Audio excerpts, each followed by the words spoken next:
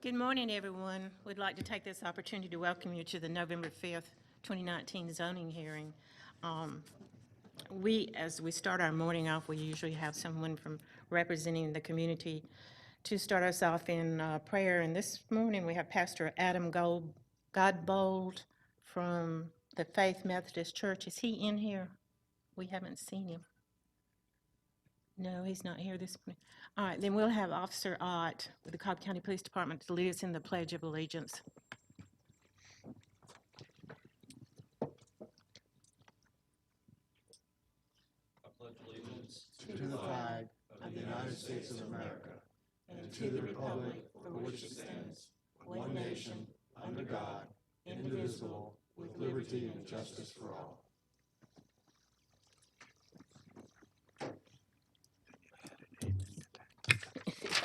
I could add an amen. Amen. Amen. We have a lot of hold cases and some lengthy agendas today. John with the Cobb Zoning Department is going to explain our procedure of how we proceed today. So John, if you would go ahead and lead us and tell us what we're going to be doing. Thank you, Madam Chair. I appreciate that. Today's hearing will be conducted with the following process and procedure. Each case will be called in numerical order. When the case is called, we ask that the applicant stand and raise their hand to show that they are in attendance.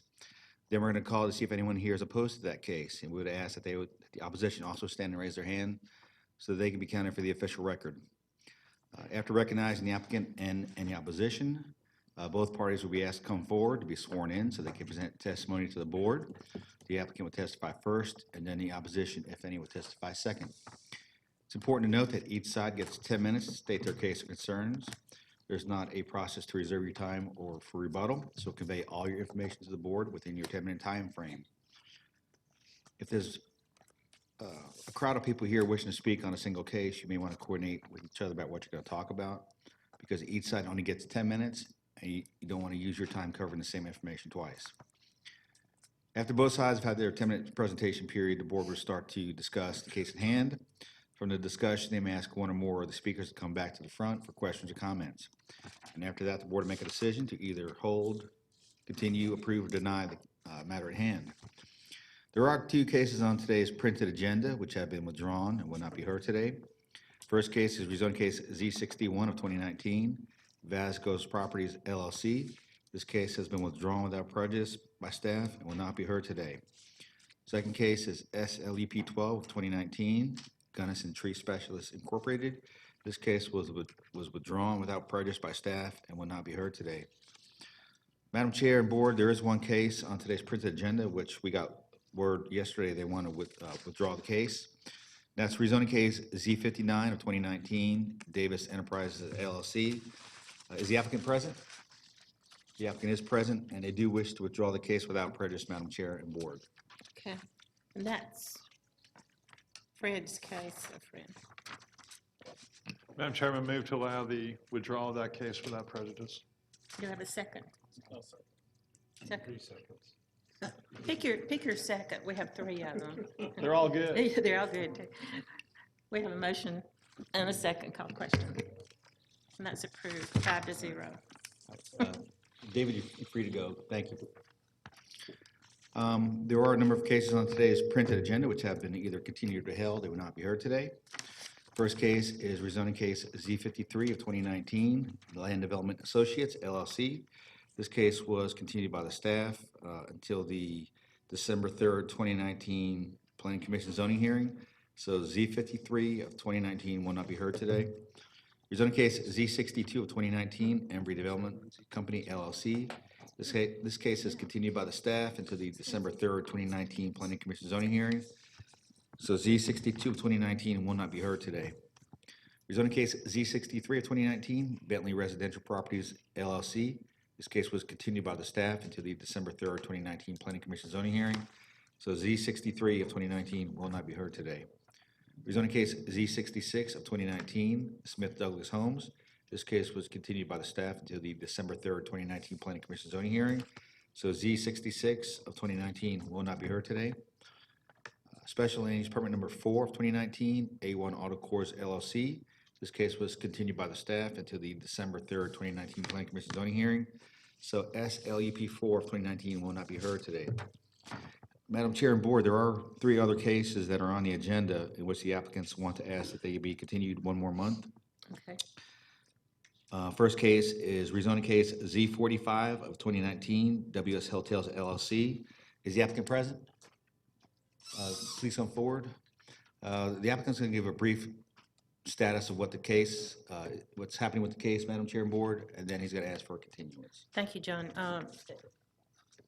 For some that don't know, this case has been held for a good long while. It's out Hickory Grove. I'm sorry, pardon me? I'm just giving a why you're Oh, here. okay. And so we've been holding it, they first came in for a extended stay, I believe. And now they've been working on a plan for residential, which I know we're all glad to hear. So if you would give us a brief update. I'm Larry Bielski with Architecture Construction Group, representative of WS Hotels LLC. And we are asking for a continuance of this case. We have abandoned the hotel approach Okay. and we'll be taking a more residential approach. Okay. And we would like enough time to put that package together, do a traffic study, and I'm going to request that we actually continue this till beyond the December 3rd. Okay. I don't think we'll be ready yet, but what's the next meeting date? It would be in February. It'd be February 4th, 2020. February 4th, would that be fine? I'll tell you what, can you put me on to December 3rd? Yeah, we can. And I'll come back if I have to get a continuance. Sure, we can do that. And I Thank you. appreciate it. Anything Since- else? No, that's all. Thank you for giving us an update. Since that's my case, I'd like to make a motion that we continue it to the December meeting. Second, call the question.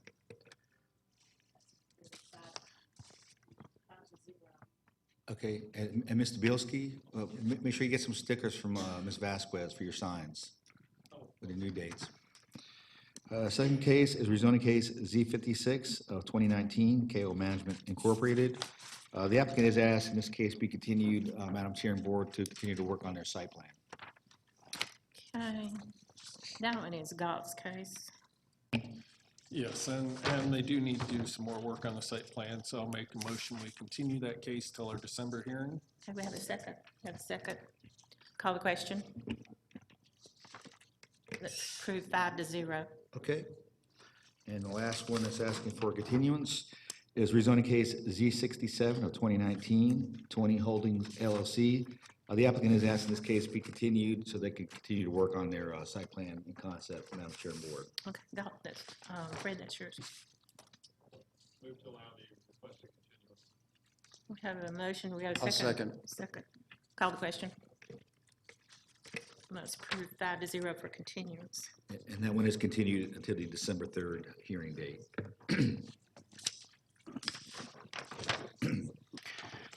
I would like to ask everyone who's in the audience today, if you have a cell phone, please turn your cell phone on mute. The ringing does interfere with the broadcast and presentation, so please put your cell phone on mute. Any person wishing to speak before the Board of Commissioners must file a campaign contribution disclosure statement. If within 2 years immediately preceding the filing of a rezoning application, a campaign contribution totaling $250 more is made to a current member of the Board of Commissioners. Additional information about this requirement is located on the table in the back of the room. I want to remind applicants, opposition, or any interested party that information is due to this board the Wednesday prior to this date. Any information submitted after the Wednesday due date may or may not be considered by the board at their discretion. And anyone participating in today's hearing who plans on presenting a video, PowerPoint, or other visual document should have presented that material to our AV person prior to the hearing for a virus security check. These items in the future can also be emailed to our communications department at presentations@cobbcounty.org. This screening must be completed prior to the start of the meeting. And with that, Madam Chair and Board, I'm ready to start the consent agenda. Okay, John, go ahead. Cobb County Planning Commission zoning hearing consent agenda for November 5th, 2019. LUP 22, Cecile Ferguson requests a land use permit renewal for the purpose of backyard chickens, poultry, and land lot 344, the 16th district. The property is located on the south side of Blackwell Road, east of Mountain Ridge Drive. Staff recommends approval for 24 months, subject to the coop to remain where it currently is located, and a maximum of 4 hens. Is the applicant present? Let the record show the applicant is here. Is there anyone here opposed to land use permit number 22? Let the record show there's no one opposed. Land use permit number 24, Jeff Randall requests a land use permit for the purpose of a temporary medical hardship to allow a recreational vehicle, RV, for housing in land lot 166 of the 16th district. The property is located on the southeast side of Remington Court, east of Trickham Road. Staff recommends approval for 12 months, subject to the following conditions. Location of the mobile home to be approved by the district commissioner, subject to the proposed temporary construction letter received by the zoning division on August 1st, 2019. Family use only. The temporary home, the RV, to be removed once the family use is not needed anymore. And stormwater management comments and recommendations. Is the applicant present? Let the record show the applicant is here. Is there anyone here opposed to land use permit number 24? Let the record show there's no one opposed, and that completes the consent agenda, Madam Chair and Board. All right. Thanks, John. It's back to this board. Any comments? We need a motion. I'll make a motion to accept the consent agenda as presented. Do we have a second? Second, but I call the question. Consent agenda is approved 5-0. Okay, all those folks who are on consent agenda, you're free to leave. Just come back here in 2 weeks for the Board of Commissioners zoning hearing. Thank you. Moving into the continued or held case agenda. First case is rezoning case Z71 of 2018. Popenland Enterprises Incorporated request a rezoning from R20, RE4, GC, ONI, and NS to PVC for the purpose of a mixed-use development in land lots 364, 365, 428, and 429 of the 16th district. The property is located on the southwest corner of Chastain Road and Chastain Meadows Parkway, east of the I-575 off-ramp. The applicant is present. Is there anyone here opposed to rezoning case Z71? Please raise your hands.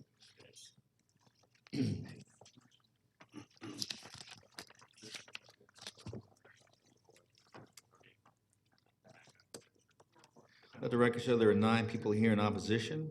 All those wishing to address the board, please come forward to be sworn in.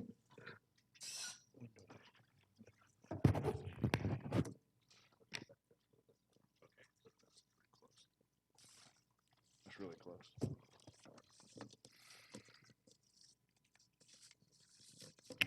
Madam Chairwoman, I'd like to recuse myself from this case.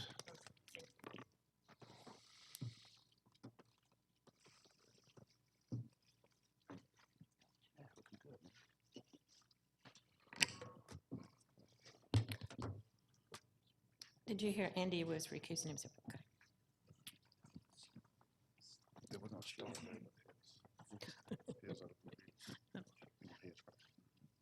Then I'll go to this one. Yeah. Perfect. Thank you. Kevin, we're ready when you are. Good morning, and thank you, Planning Commissioners. I'm Kevin Moore here on behalf of Popenland Enterprises on this application for rezoning. We have previously presented. We have revised some aspects of our proposal. I want to review those with you, but also remind you of a couple of things that we believe are critical to your consideration of this mixed-use development. First, on your screens is just an overview of the area. And I want to note, first and foremost, that where this property is located in the center of your screen, on the east side of 575 at its interchange with Chastain Road, that this property is not in a residential corridor. That's a fact. You can view this overhead and tell and easily conclude that this property is not located in a residential corridor. It's in fact located not on the edge of a community activity center, but within a community activity center adjacent to a regional activity center.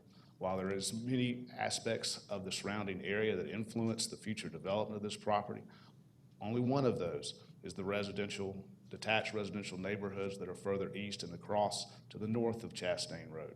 However, also directly east of this property are high-intensity office service uses, as well as to the south of this property are office service uses along Chastain Meadows, including additional multifamily developments along Chastain Meadows. In addition, you do have 575 and the Regional Activity Center associated with Town Center Mall and all of the activity that goes on with those developments in business communities and commercial centers. That is where this property sits. It's approximately 65 acres. It's really 62 and a half acres of undeveloped land sitting here at a major interchange in Cobb County. And what we are proposing and what Pope and Land is proposing is a high-quality, Class A mixed-use development based on a proven, successful track record that Pope and Land has, as well as a proven, successful track record of other mixed-use developments that are put together and structured in exactly the same type of way. And that is, it's a type of development and a mixed-use development that brings together several different components of mixed use. It's not simply office and retail. It's not simply department stores and office buildings, which we have now seen do not work in today's environment anymore. The sticks and bricks of retail department stores, you don't see those being built today because they're not going to be built today in today's environment and in the future environment, as well as large commercial power centers like we used to see. Those aren't built anymore. And they're not going to be built anymore. And that's okay. We've learned to expand on that. But what is being built, what is being constructed to high acclaim, to great success, are true mixed-use developments where you integrate residential, multifamily, senior, retail, and office into one integrated development. And this one also actually includes townhomes as well. That would be fee simple townhomes for sale to ownership. It includes all of those components, which are each very important to the overall success. You were simply take out the multifamily. You say, well, we don't like this because we don't like the apartments. Well, then you don't have the true mixed use. You do not bring to this property what it needs to have to be successful. You just don't. It falls apart at that point in time. But let's go through the site plan. At least I can review with you how this has decreased in density and intensity, as this planning commission likes to say, over time. Turning to the site plan itself, again, this is Chastain Road along the north side of the property, 575 along the western boundary, and Chastain Meadows here. This is the mixed-use development that is being proposed. A couple of key components. Again, I want to remind you that this will include the installation creation of an extension of the Noonday Creek Trail through the middle of the property as part of this development that will connect to the extensions southerly of this property of the Noonday Creek Trail. It culminates here in a large central park area for the use and enjoyment not only of the residents that will be here, but the visitors to the retail shopping as well as to the surrounding community as part of that trail system and park system. One of the major components that we have done is reduced heights across the entire property. First and foremost, starting here with the proposed hotel has now been reduced to 4 stories. That it will be the tallest structure in the proposed mixed-use development overall, is a 4-story hotel located at an interchange of 575 and Chastain Road.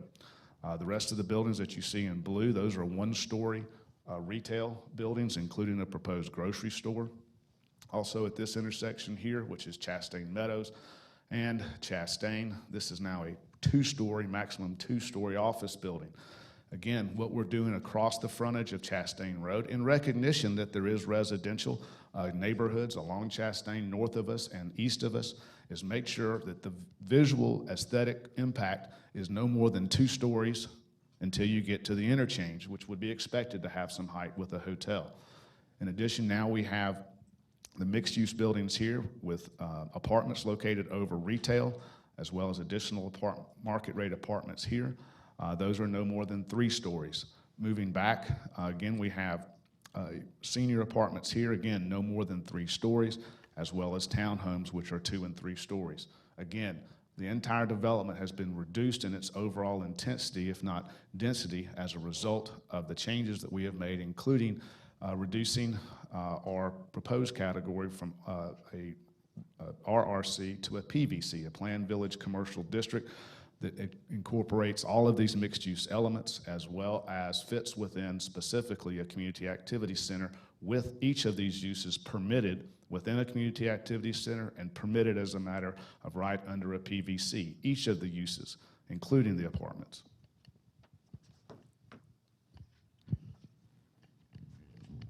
couple of things I want to remind you before I also take you through this development so that you can see exactly the feel and vision and why the quality that will be brought to this development is so critically needed. And these are a couple of facts, and that is this property and proposal was reviewed under Development of Regional Impact by the Atlanta Regional Commission and received favorable comments, including a recommendation for approval from the Georgia Regional Transportation Authority, which looks at the traffic impacts from detailed traffic studies, both provided by the applicant and undertaken by Greta, received a recommendation for approval with certain traffic components being included, noting that if nothing happens here, the traffic gets much worse regardless.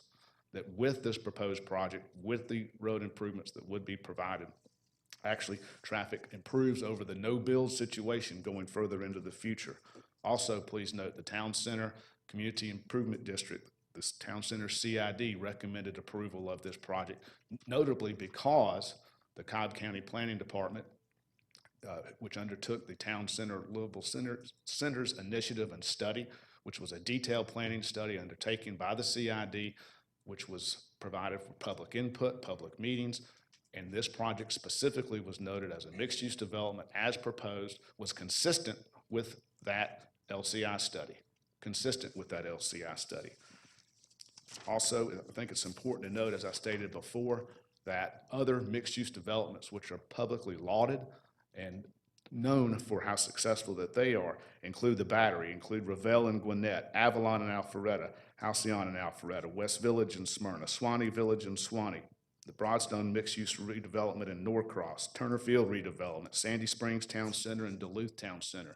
Over and over again, we see these actual suburban locations that have accepted and approved and succeeded based on this same type of mixed-use development that is successful, and it is what people want to see and have happen in their communities. It provides for vibrant, sustainable property values, sustainable business initiatives. All of those come together only when you have the mix of uses done on a high-quality manner like Popen Land can do. Turning to that manner, I want to show you just how this looks and appears.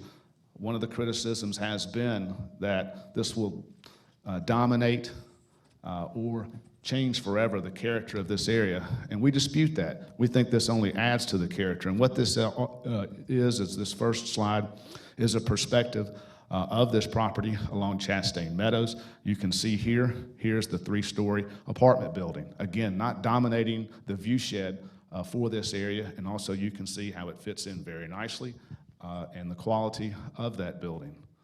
Flipping through,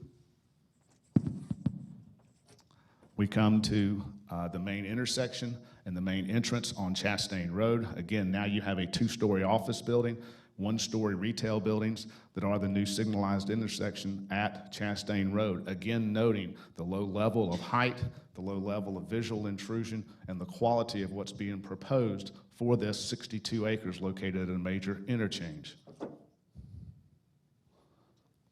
Again, now turning to another important intersection, which is Chastain Road and Chastain Meadows. Again, now you can see that the buildings, you don't see the height because these are 1- and 2-story buildings by the time you get to this intersection. You do not see the height. What you see is the quality and the invite of what this project can become and what it would be. And lastly,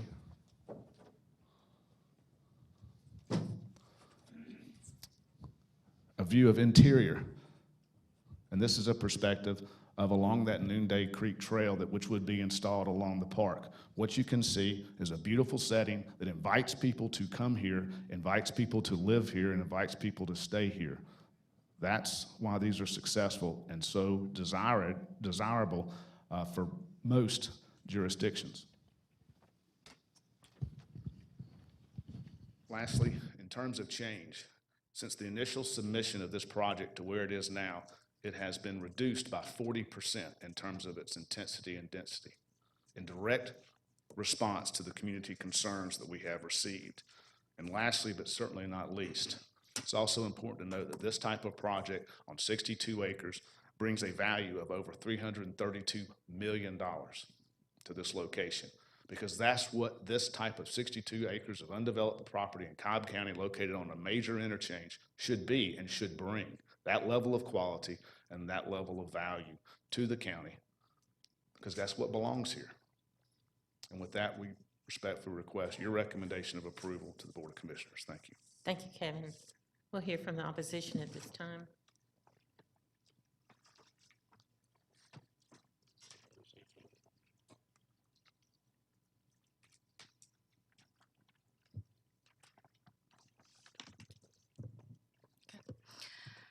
Good morning, Planning Commissioners. My name is Erin Mulgrew with the Bells Ferry Civic Association. We ask that the applicant's request for a change to PVC zoning be denied.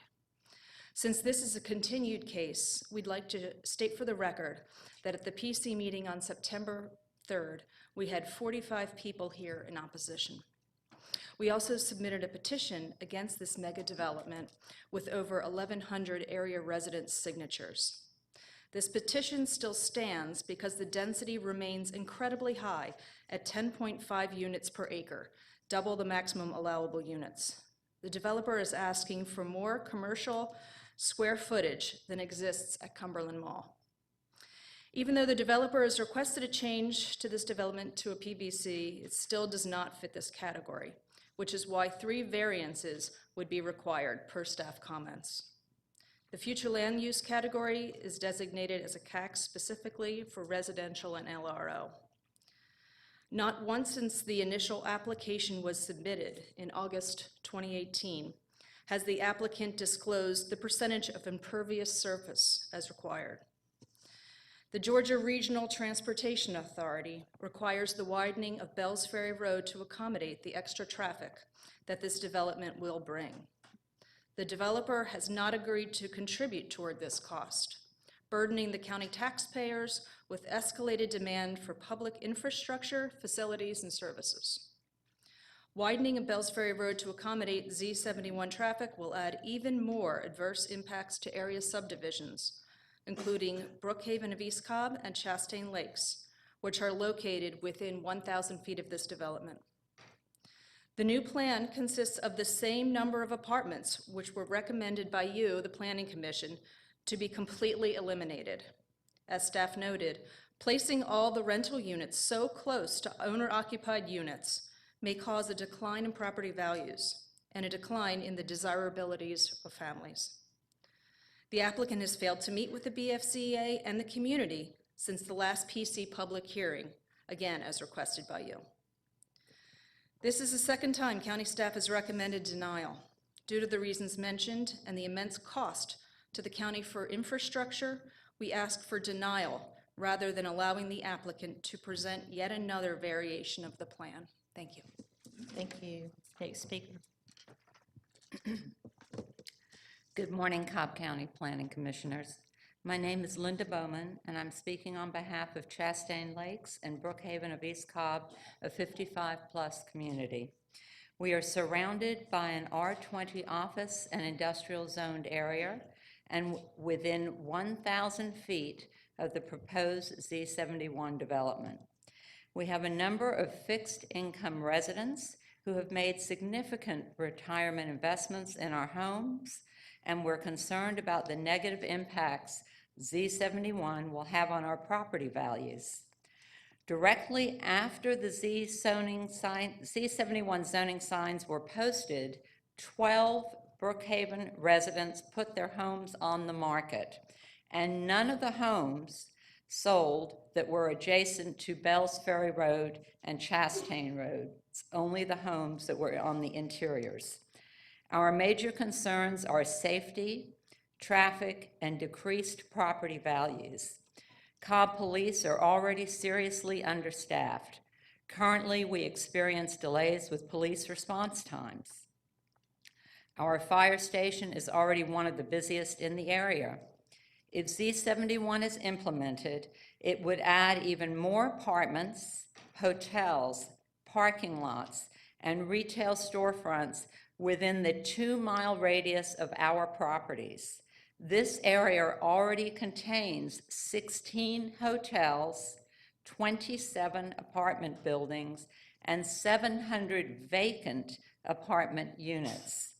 In short, if Z71 is approved, the development will stretch our already understaffed police and fire departments too thin. Bells Ferry Road and Chastain Road are adjacent to Brookhaven of East Cobb, and Chastain Meadows Parkway leads directly into our entrance. Over the past 2 years, there has been a significant increase in traffic flow in both communities. Even with traffic signals entering and exiting our communities is a challenge.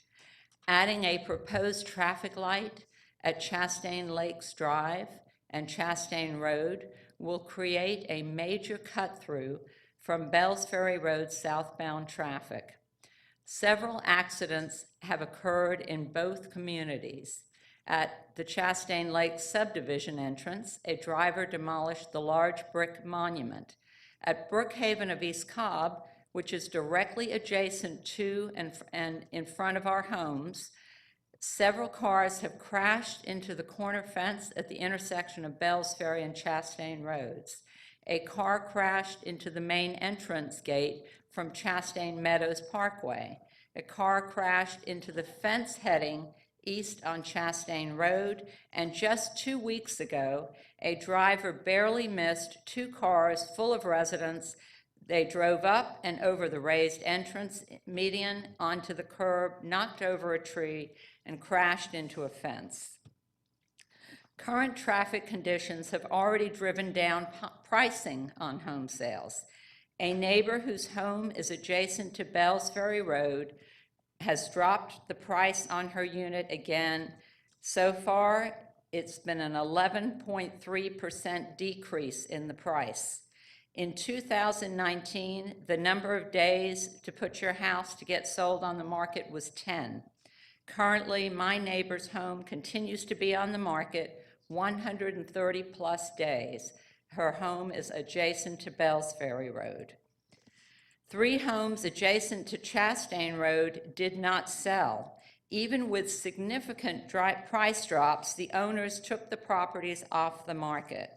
Prospective buyers said they loved the homes, but the current traffic volume and noise was the key reason they walked away. And widening Bells Ferry Road to accommodate the Z71 traffic will add even more adverse impacts to our property values and our quality of life. For all of these reasons, I strongly request you deny this zoning and keep this property's current county land use plan. Thank you, and thank you for your service to Cobb. Thank you. Anyone else wishing to speak?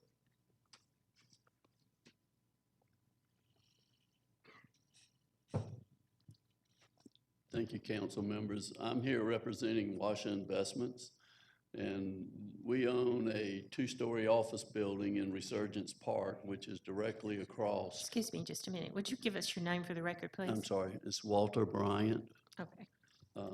We own this building directly across Chastain from this development. And as I stated in the last hearing, that probably 90% of our employees, tenants, and guests come to this building from 575. And as such, we have no direct entrance into the park, so we're forced, based on what time it is, to go to either Chastain Lakes or Chastain Meadows and make a U-turn. This has become increasingly more difficult and dangerous because traffic has been increasing in this area. And with this development, even though they've lessened the density of it, it's still going to just flood this area with traffic, which basically is going to bring it to a standstill and make it very dangerous. So, you know, we request that you deny this. All right, thank you. Anyone else wishing to speak? Hearing and seeing no one, the public hearing portion is closed, and it's back to this board. And if y'all would allow me, this is in District 3. So at last month's meeting, we had a lengthy discussion. Planning Commission was participating in it, and we talked about the issues that are facing us. And the primary issue was the density of the project. The other issue was it's in a community activity center and not a rack. And then there were the apartments, which we had asked that the apartments be removed And so we come back and we have this almost identical same plan. In fact, I think this plan might be a little worse than the other plan. But the big problem with this is we know that this is not residential, a total residential. We know that, everybody knows that. But we know that the intensity needs to be reduced. I asked for certain things, and they did reduce it, which were good things. They reduced the size of the building to 2-story along Chastain, but they didn't reduce the number of apartments, which was a major concern of everyone's. They didn't really give us any kind of elevation so that we could see what the project's going to be. The very things that make it where we could have tried to make this work is what he's talking about. We want a community here where you could do what they call the living, working, walking kind of an environment. But with the intensity of it, it was almost going to make it impossible. This thing would have had been mass graded, and while they would have had to put buffers and everything back in, it still was a project that was very intense for this area. And the one thing that we don't talk about, and I'm going to bring it up briefly right now, is there's additional, right down there at the bottom where you see the OS, that's 40 additional acres. As most planners, including John over there, we would have liked to have seen the whole project come in with that 40 because we have an unknown down there, but it didn't. We can't compel you to bring it in. But there's always, we're going to wonder what are we going to do with that other 40 acres down there. So for the reasons, I'm not going to this is not about Pope and Land. Let me make one statement. This is not about Pope and Land as a developer, and it's not about the attorney, and it's more about the project. It's more about the intensity of the project and what we do. And as brought out, the Bells Ferry Road, we have no money to put a lane in Bells Ferry Road. And under the DRI, it was mentioned that they did need that turn lane. So just a lot of things that are wrong with this project. So I'm going to make a motion that we deny this request. Do I have a second? We have a motion and a second. Any discussion? Madam Chairman, thank you for letting me speak, and you asked me to be brief. I'll keep it brief. I thought Council made an outstanding presentation. I think very highly of Pope and Land. Would love to have had them in the mix on something out there. Appreciate all your comments given both today and at the prior meeting where you gave some good direction on what could be done to make something workable. Appreciate the good work that was done by a number of planners to bring some beautiful renderings here. Would love to have seen something that perhaps had more of a mix of townhomes in it. But it's just unfortunate we sometimes can't quite get to a sale or a deal, and it seems like we're there again. Thank you. We have a motion. I'll make a real quick comment. Okay. And that is, I said this last time, but I want to point it out again, is while this application was pending, the Board of Commissioners had a chance to review the land use plan and decide if they wanted to increase the intensity or not. Their policy was to leave it at a community activity center instead of increasing it. And this project's probably about 4 times more intense and should go in a community activity center. For that reason, I can't support it because it's not like it's an old policy that hasn't been reviewed. It was just reviewed. Thank you. Make a final comment. My feeling is that the county needs this kind of development on this parcel. And that's exactly why the future land use map shows it the way it is. But the intensity of this is just too much. And it's, from my point of view, a sad decision to have to make, but I think that we need to deny this, and that's the motion on the floor. Thank you. I have a motion and a second. Call the question. And that is denied 4-0 with Andy abstaining from it. Thank you, everyone. Okay, rezoning case Z43 of 2019, Emory Development Company LLC request a rezoning from R112 and R20 to RM8 for the purpose of a townhome community in land lot 181 of the 17th district.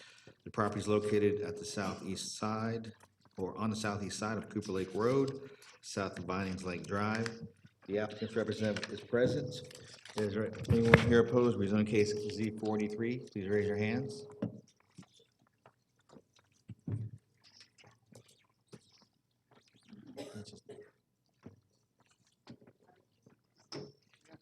One. Let the record show there's one person here in opposition. Would that person please come forward to be sworn in? Can you ask for those in favor? Sorry. I got to show people here who are in support of rezoning case Z43. Please raise your hands.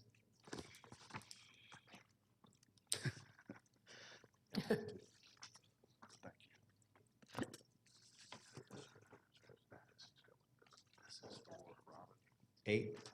Let the record show there's 8 people here in support. All those wishing to address the board, please come forward to be sworn in.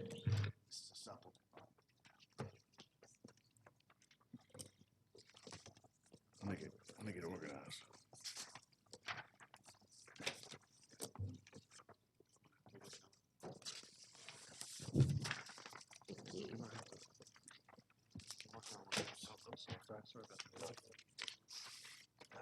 Finger today.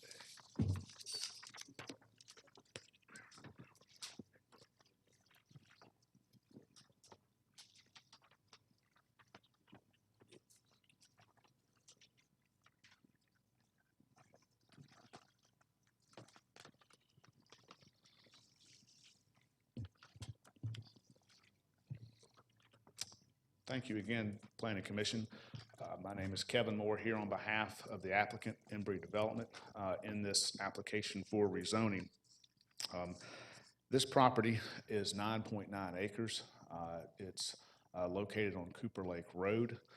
We are seeking rezoning now to the FST category for a townhome community, maximum of 51 homes. And this new site plan that you see here, as well as the proposal I'll discuss with you, is the result of, I think, 2 very significant community meetings that were held. I want to credit Mableton Improvement Coalition.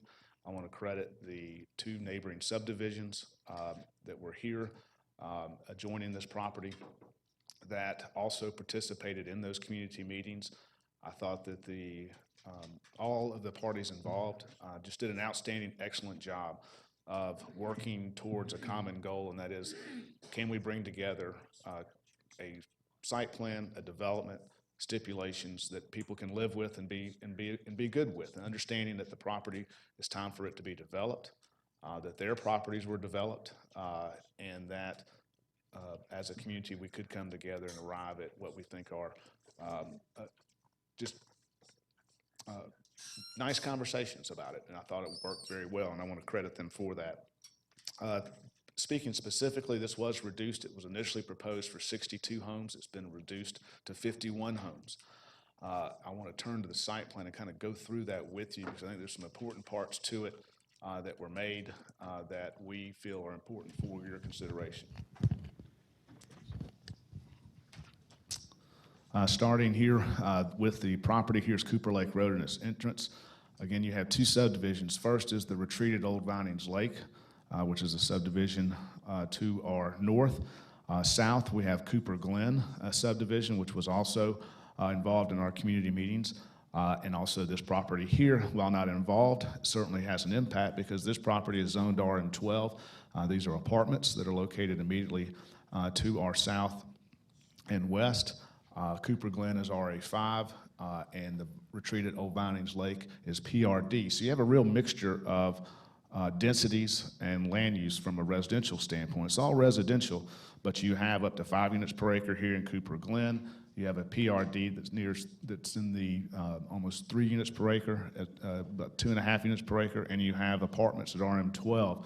So that's why we think from a townhome perspective, at just over 5 units per acre, 5.1 units per acre, is a great transition. It's kind of a medium happy place that we believe we've found in terms of density and residential use. In addition, what we've done with this proposal is we've instituted major landscape buffers along the existing adjoining residential along both the south and north side. Those are detailed out in our stipulation letter about how those will be handled and the input that will be provided in the future when those landscape plans are to be reviewed by both homeowner associations. But of particular importance, I want to point out is the stormwater control and stormwater management. Just downstream is in the retreated Old Vinings Lake, like the name suggests, is a lake called Summerlin Lake or Old Vinings Lake, depending on who you are and how you want to call it. But it is a major lake and a major component part of the success of that subdivision. And obviously, they want to make sure that it's protected. To that end, what we had done over the time that this was being held was we had a lot of preliminary hydrology studies done by our engineer.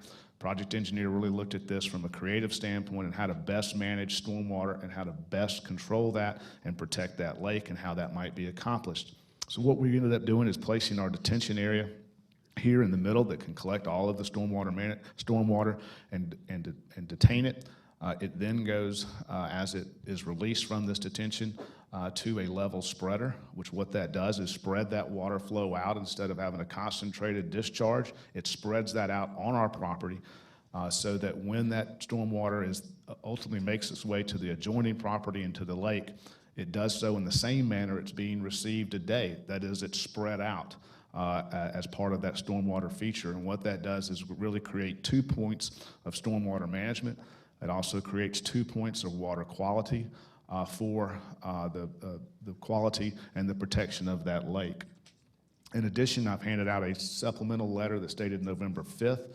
We had some additional discussions and requests from the retreated Old Vinings Lake over the weekend, and we culminated that last night in this letter.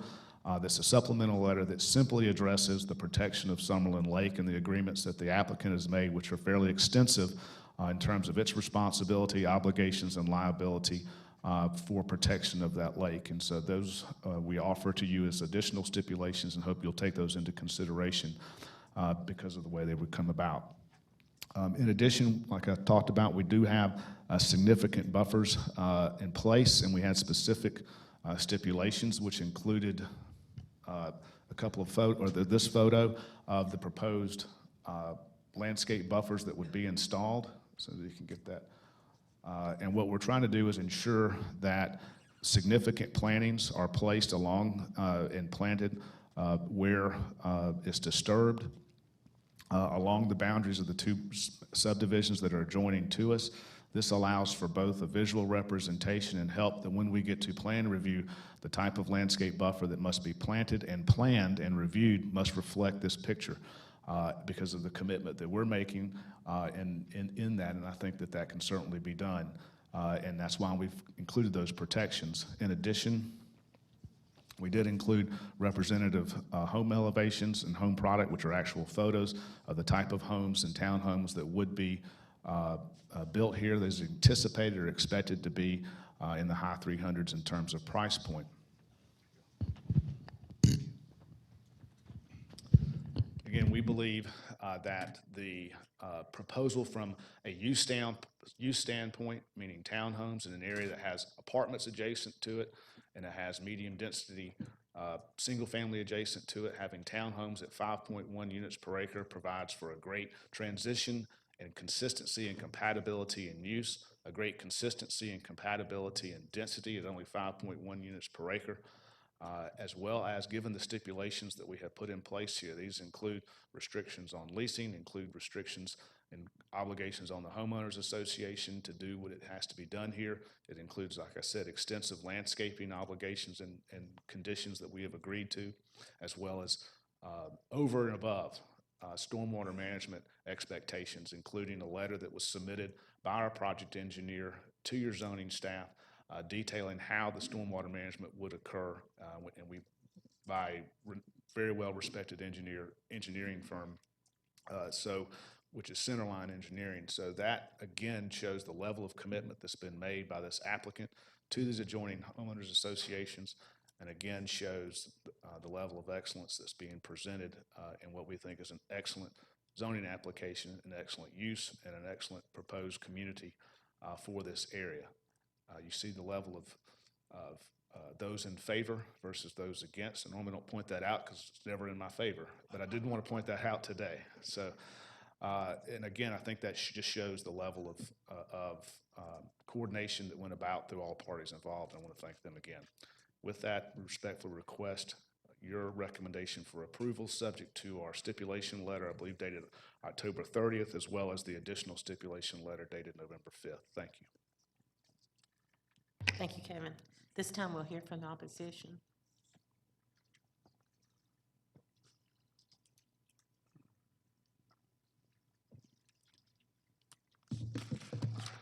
Good morning. Thank you, Madam Chair and Planning Commission. I'm Charles Sprayberry with the Cobb County School District. Approval of this petition will cause concern for CCSD as it will result in impact on enrollment of schools already over capacity, specifically Pebblebrook High School. Thank you for your time. Thank you. Anyone else wishing to speak? Hearing and seeing none, it's back to this board and God. Okay, thank you, Judy. Let's see, I want to start out by thanking the applicant because they've worked very hard with the community on this to especially address their stormwater management concerns. It's more detailed than we typically see, put into an application. So, and the level spreader is something we typically don't see at this level anyway. I'm not sure how often when we get to plan review they end up needing it, but so I want to do that. I think the elevations look really good. Now, one thing that did strike me is they've switched to FST, and FST has a requirement for 20 feet of road frontage per unit, of public road frontage, and they're proposing private streets. So this doesn't fit, and we've gone over this a few times in recent years. And we've said, no, if you don't have public roads, FST is not the right category. I think RA5 might be a good category for this. There's not that much difference between the two. So I think that could be one of the things we should talk about is density. This is a medium density area on the land use plan, which anticipates densities between 2.5 and 5.0 units per acre. This at 51 units is 5.15 units per acre. So we're over the density. We normally don't even get up to the density by the time you lay things out in that. So this one's laying out fairly well. But one of the things I notice as I'm reviewing it is because of the private roads, they're providing only a 22-foot driveway from the curb. Normally we have on townhomes a 20-foot driveway from the public right-of-way, which is measured at 50 feet wide right-of-way. They show a 50-foot wide easement. And that makes for short driveways, which gets into our guest parking. They do have guest parking on here, but it's kind of concentrated at the two ends and not distributed throughout. So I really think we need to have better driveway parking. And if they lose 2 units, they get down to 4.95 units per acre. And they could lose units 37 and 45, I think it is. And they're in that little cul-de-sac piece of the site plan. And that would allow them to move that road a little south.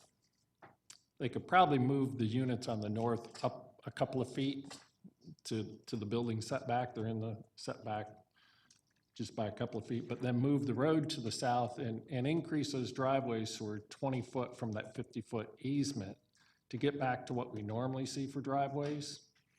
That gets them into the right densities. They have room on the others to spread it out. So that's something I'd like to see is them come back and fix, that issue that we're seeing. And, we've seen other townhome communities where, a lot of the parking is an issue where the driveways get too short and then people are hanging out into the streets, and I see that on the ones and it just doesn't have a good look and feel. So that's, one of the things I'd like to see on this. I'm okay with the private streets solely because the, parking requirements and between what the fire marshal wants and then what DOT, how DOT wants the spaces configured.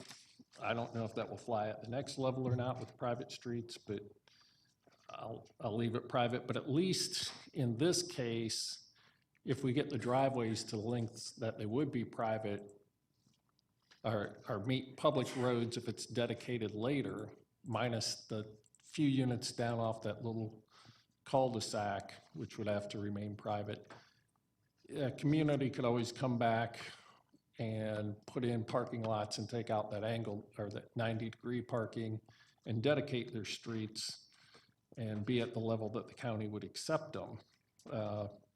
If we build the buildings too close, then that will never be an option to come in if they want to. And we've had a lot of communities inquire about having their streets dedicated that were built private, because when they're built private, that means the HOA has to fund the maintenance and repaving and all of those things of the streets instead of your county tax dollars funding it. And there's a lot of them who have been told, no, we won't accept the streets because they're not up to standards. And a whole lot of things go into standards. So that's, something, I do like the 25-foot buffer. That's actually not, that size is not required in either RA5 or FST. It was required with the original RM8. But I think it's nice that the applicant's leaving that buffer for the communities. And that, they do have it landscaped and or natural, and I'll probably just want to clean up the language a little bit so that the county arborist makes the determination, the final determination, if it needs additional plantings or if natural's okay, with the most concern going along the northern boundary since those units are backing up to houses there. The eastern boundary, which there's no units for a long way from, certainly natural would be fine for that. And that also I can't, and I don't see sidewalks on this, and it doesn't look like they're on the site plan to have sidewalks. At least I couldn't pull it out and see, and we certainly want sidewalks in it. The other thing is there's no amenities proposed, and every townhome community we have some kind of amenity. Obviously, this is too small for pool, clubhouse, that kind of thing, but we usually have some type of pavilion or a fire pit area, something so that there's a sense of community where the people in there can gather together. And another issue on the density is traffic's an issue on Cooper Lake Road.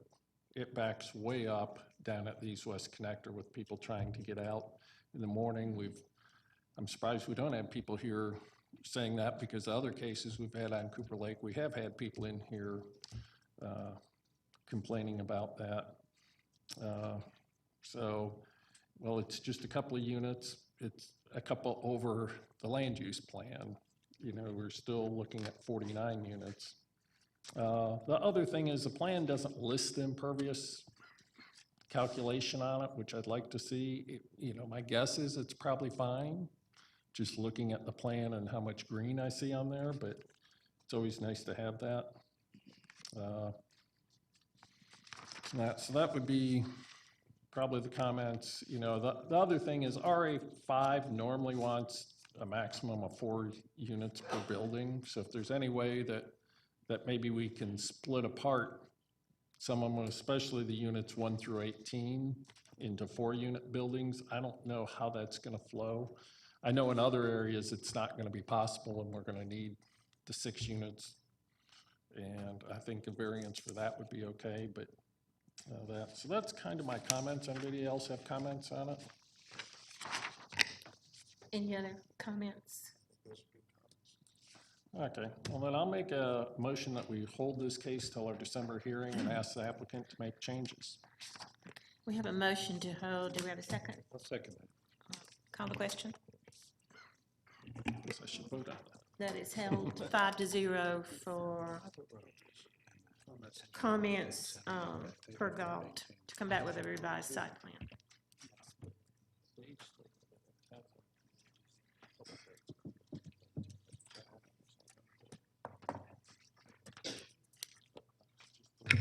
Okay. Rezoning case Z52 of 2019, WLM Holdings LLC request a rezoning from O&I to NRC for the purpose of a landscape company in land lot 44, the 18th district. The property is located on the south side of Veterans Memorial Highway, the north side of Wallace Road, and on the west side of Cooks Road. The applicant's representative is present. Is there anyone here opposed to rezoning case Z52?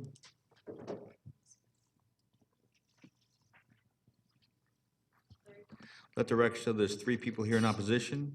All those wishing to address the board, please come forward to be sworn in.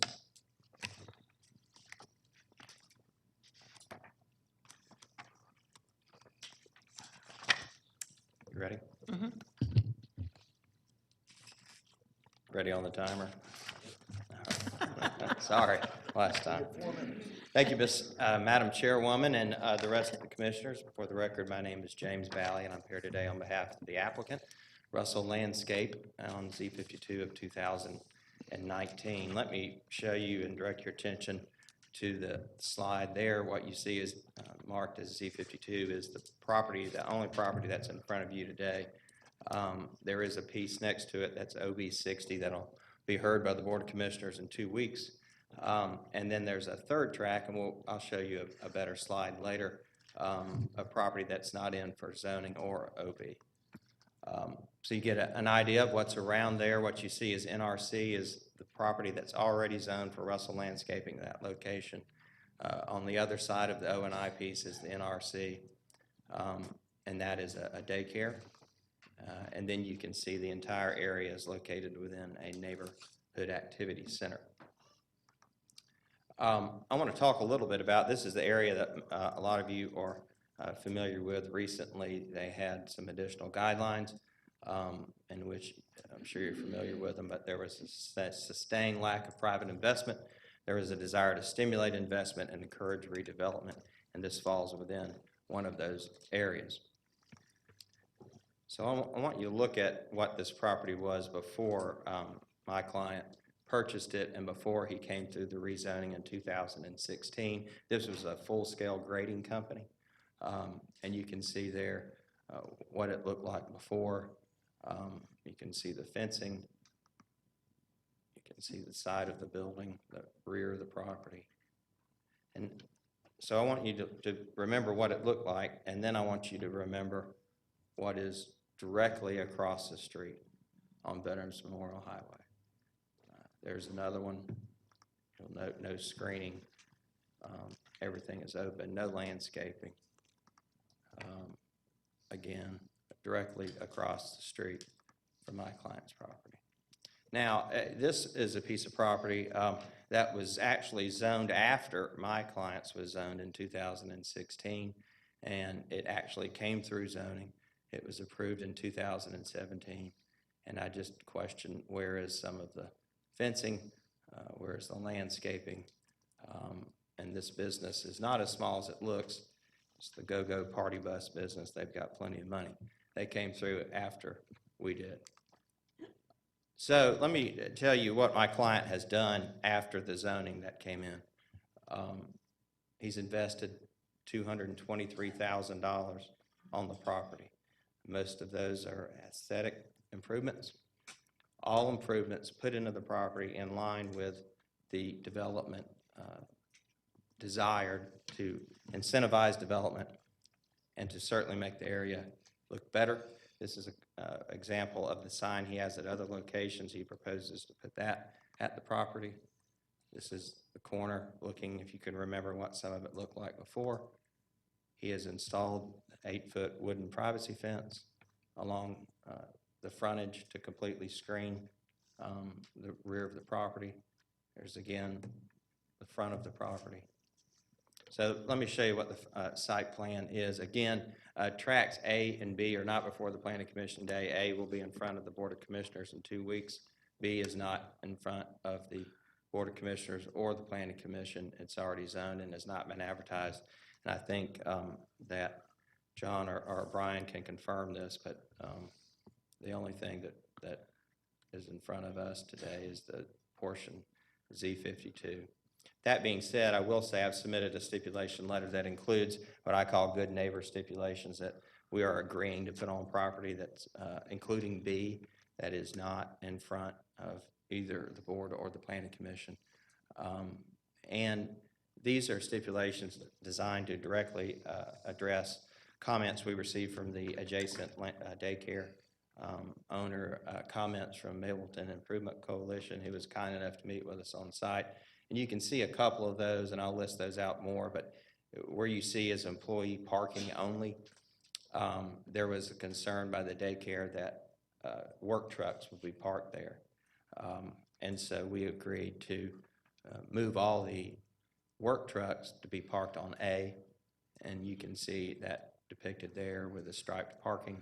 You also have, there was a plan to park on pea gravel because we believe that would be better as far as impervious surface. But there was a request that a portion of the parking be paved, so we've agreed to do that. As you can see there, all that is shown as paved will be paved. There was a concern about semi-trucks attempting to turn off of Veterans Memorial Highway into the site.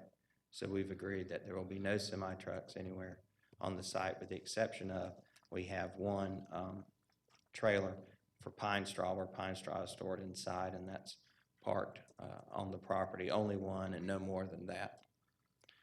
I talked a little bit about the daycare. The daycare was established in 2006. The grading company was located next to it. It's been successful. It's a very nice lady that runs it, but it was there when the grading company operated there. And after discussions with the daycare owner, we've agreed to give the buffer that you see on the landscape plan that's filed. It's not required because we're going to NRC and it's NRC there, but we've agreed to do that and put that in the stipulation letter. She agreed to 6-foot tall plantings of that, I can't pronounce that last word, but the evergreen trees and landscaping there. So she's happy with that. She's also happy that we have agreed not to park any of the work trucks over on her side. And there's also a fence there. And you can note that landscaping will be inside the fence and maintained by my client. There were some traffic parking concerns I talked about earlier. Just again to highlight those, we agreed to no semi-trucks, the landscape trucks not to be parked against the daycare, and again, only the one pine straw trailer on the property. So you've got in front of you in your packet a stipulation letter, and I won't go through every one of them, but just to hit the highlights, we agreed to certain traffic solutions not in for zoning. We have a list of prohibited uses that were requested by the Mableton Improvement Coalition. We agreed to the landscape buffer and parking solution. We agreed to no dump trucks or heavy equipment on site as requested by Mick. We've also put in the stipulation letter that we will agree to do a landscape plan for the entire frontage on Veterans Memorial, even the property that's not in. And we would have agreed to a landscape committee, which would include a designee of Mick, one of the applicant, and the county arborist to determine what the landscape plan should be. And if there's any disagreement, we've agreed to let the county arborist make that determination, as opposed to us being able to overrule that. One of the issues that came up was subsequent to us getting zoned originally, where it was requested that we install a wood fence. The Veterans Memorial Highway has some fence designs, guidelines that have been implemented, and there was a desire that the entire new fence that you saw out there be demolished, and a whole new fence constructed along the entire frontage. Well, first of all, part of that frontage isn't even in for zoning or other business. But my client, as he's already spent, $230,000, has agreed that he will comply with those guidelines, which allow for a wooden fence to have masonry posts every 10 feet. 10 feet to me, I don't know if I've ever seen one like that. Maybe there are some. But he's agreed to do that. But we don't think we should have to demolish the entire fence. And again, I mean, that's what the fence looks like currently. And obviously, if there's a portion of it that has to be removed to comply with the guidelines, he would do that. But I just don't think it's very wise to require him to tear down the entire fence. He is going to agree to comply with the guidelines. There's other stipulations that are in there not required by the code, but we've agreed to, including, again, on the property not included in Z52. There was a request by some neighbors about some of the kudzu in the back. We actually went to the adjacent houses that are across the road to the rear. They want the kudzu to remain and submitted a signed letter to that effect. And we've agreed to maintain it. We don't have any known opposition from any neighbor, and the daycare owner, who's the adjacent owner, is happy. Staff analysis is yes, property will not have an adverse effect, will not be a burden on existing streets or transportation, and is 100% in conforming with your land use plan. We ask you to follow your trained, agreed professional staff and recommend approval of Z52. Thank you. Thank you, James. Thank you. This time we'll hear from the opposition.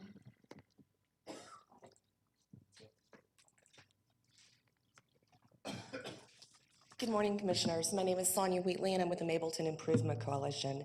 I'm kind of wowed. It's almost like that was a magic trick, what was displayed, the facts versus reality. First of all, we brought up Mableton Form Code, which doesn't apply to that area. So it's not, there's a lot of sleight of hand.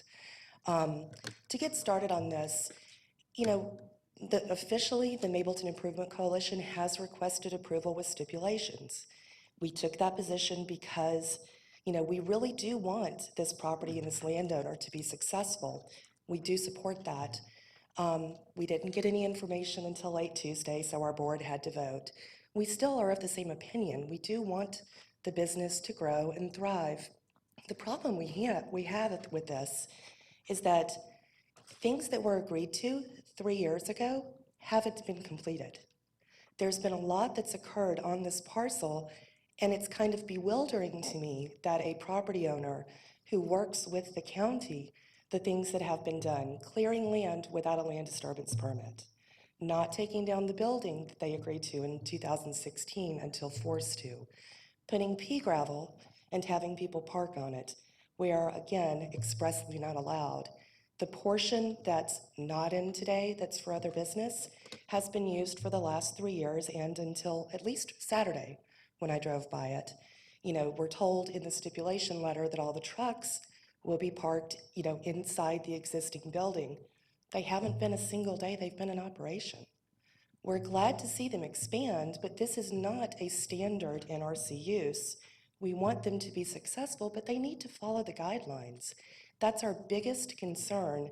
How do we get a landowner that has thrown their hands up at everything that they're required to do to be held accountable?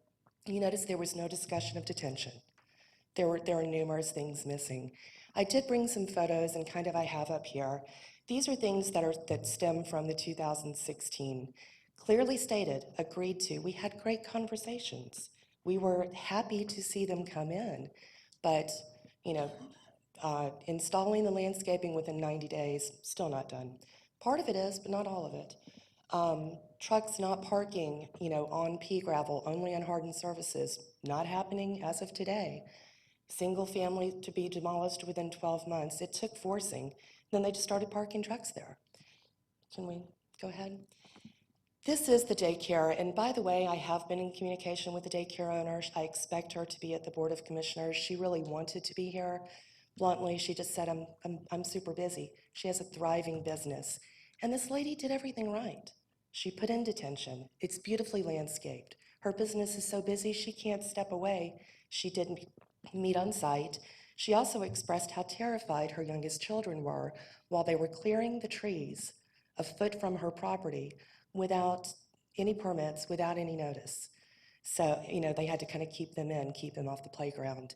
She's not opposed, and she's a neighbor. She wants it to work out, but she does want the same protections and to have the same expectations placed on this property owner that she abided by. So as you can see, this is from Veterans. You can see the trucks parked. This was all taken on Friday. Can we go to the next? So the wall that's put there is what Sandy, the daycare owner of Kids Are Kids, installed. You know, it is tall. She keeps it very well landscaped. The fence on the right is hers. The wall on the left is hers. The 8 or 9 foot monstrosity to the left is this fence that's been put up. We go to the next.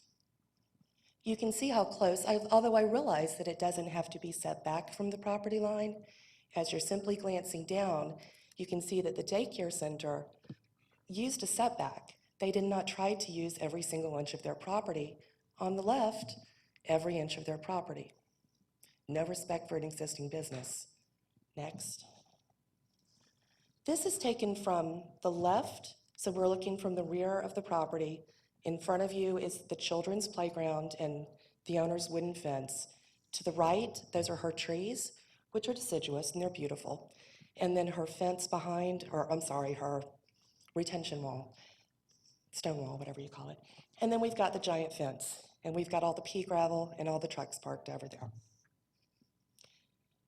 So I know that looks a little odd, but Sandy was kind enough to allow me to come in Friday and walk onto the playground, which was not the most comfortable thing for me, surrounded by 100 children, but they were sweet.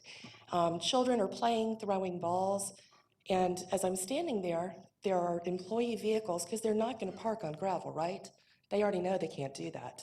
This is Friday. There are employee cars there, and I think you can go on. One of them's a video. I'm standing inside the playground. Here are the workers. Here are the cars. Here's this giant fence. And take note, on top of it being an 8-foot fence, there's the 7,000 volt sign that's facing the children. Okay. Is that the video? Is that one of them's a video? Is that it? Or the next one? So again, playground, children's toys. I think it may, yeah, field press play.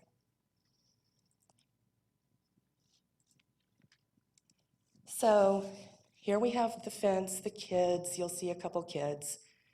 And here's this towering fence behind it.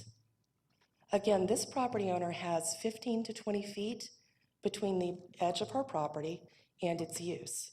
What we're requesting is that there be a proper buffer installed of, honestly, I think it should be 30 feet with the fence removed and put back and landscaped between the daycare and this property. We bluntly have absolutely no assurance. There's been a fortress surrounding this thing. This has been what's going on for 3 years. Fortress, we clear the ground. Fortress, we put down gravel. Fortress, we park on gravel. Nobody, even code enforcement, I suspect, can't see half of what's going on in there. If the fence isn't moved back, it will be used. It's being used on Friday, and he just stood here and said they aren't going to park there. Can we go to the next? So to this wonderful back edge of the property, and this isn't in for zoning, but it was brought up. So what you see on the left is what was provided to us in 2016 with a promise, and we did not, this was provided freely. This is what the back of it's going to look like. As of Friday, that's what the back of it looks like. I don't know who, I did see one of the signatures, I wasn't provided. It was kind of curious that in Aldridge, when it was Aldridge grading, with someone who supposedly signed that they want kudzu. The house that faces this is being flipped. No one lives in it. So there may be a property owner, but there's not someone who's going to be a homeowner living in that home to say, yes, I'd prefer that on the right. Because again, we were promised this 3 years ago. We do want this business to thrive, but we want them to show the respect to the county and the community and to honor the commitments they made. There's that, the saying, fool me once, shame on me, fool me twice, shame on you. How do we get them to honor what they say they're going to do? Because we haven't seen it. We just haven't seen it. We totally skipped over the fences, but again, the code enforcement has noted that those fences are 8, at least 8, if not taller. I believe code does require 6. So we just ask you to protect the daycare that's beside it, protect the community behind it, require stormwater just like everybody else. The daycare owner provided stormwater, handling management. I do not know why this property owner thinks they're exempt. So please approve it, but please make sure that we get the right conditions and the right assurances that they're going to do what they say they're going to do. Thank you. Thank you. Anyone else wishing to speak?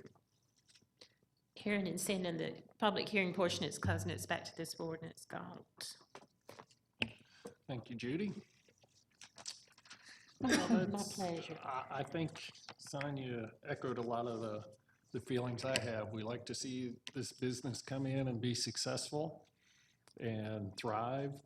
At the same time, we like to see them follow the rules, which they haven't.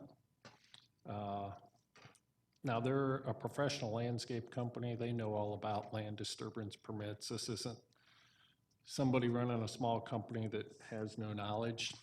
So that really concerns me, that they've done a lot of things that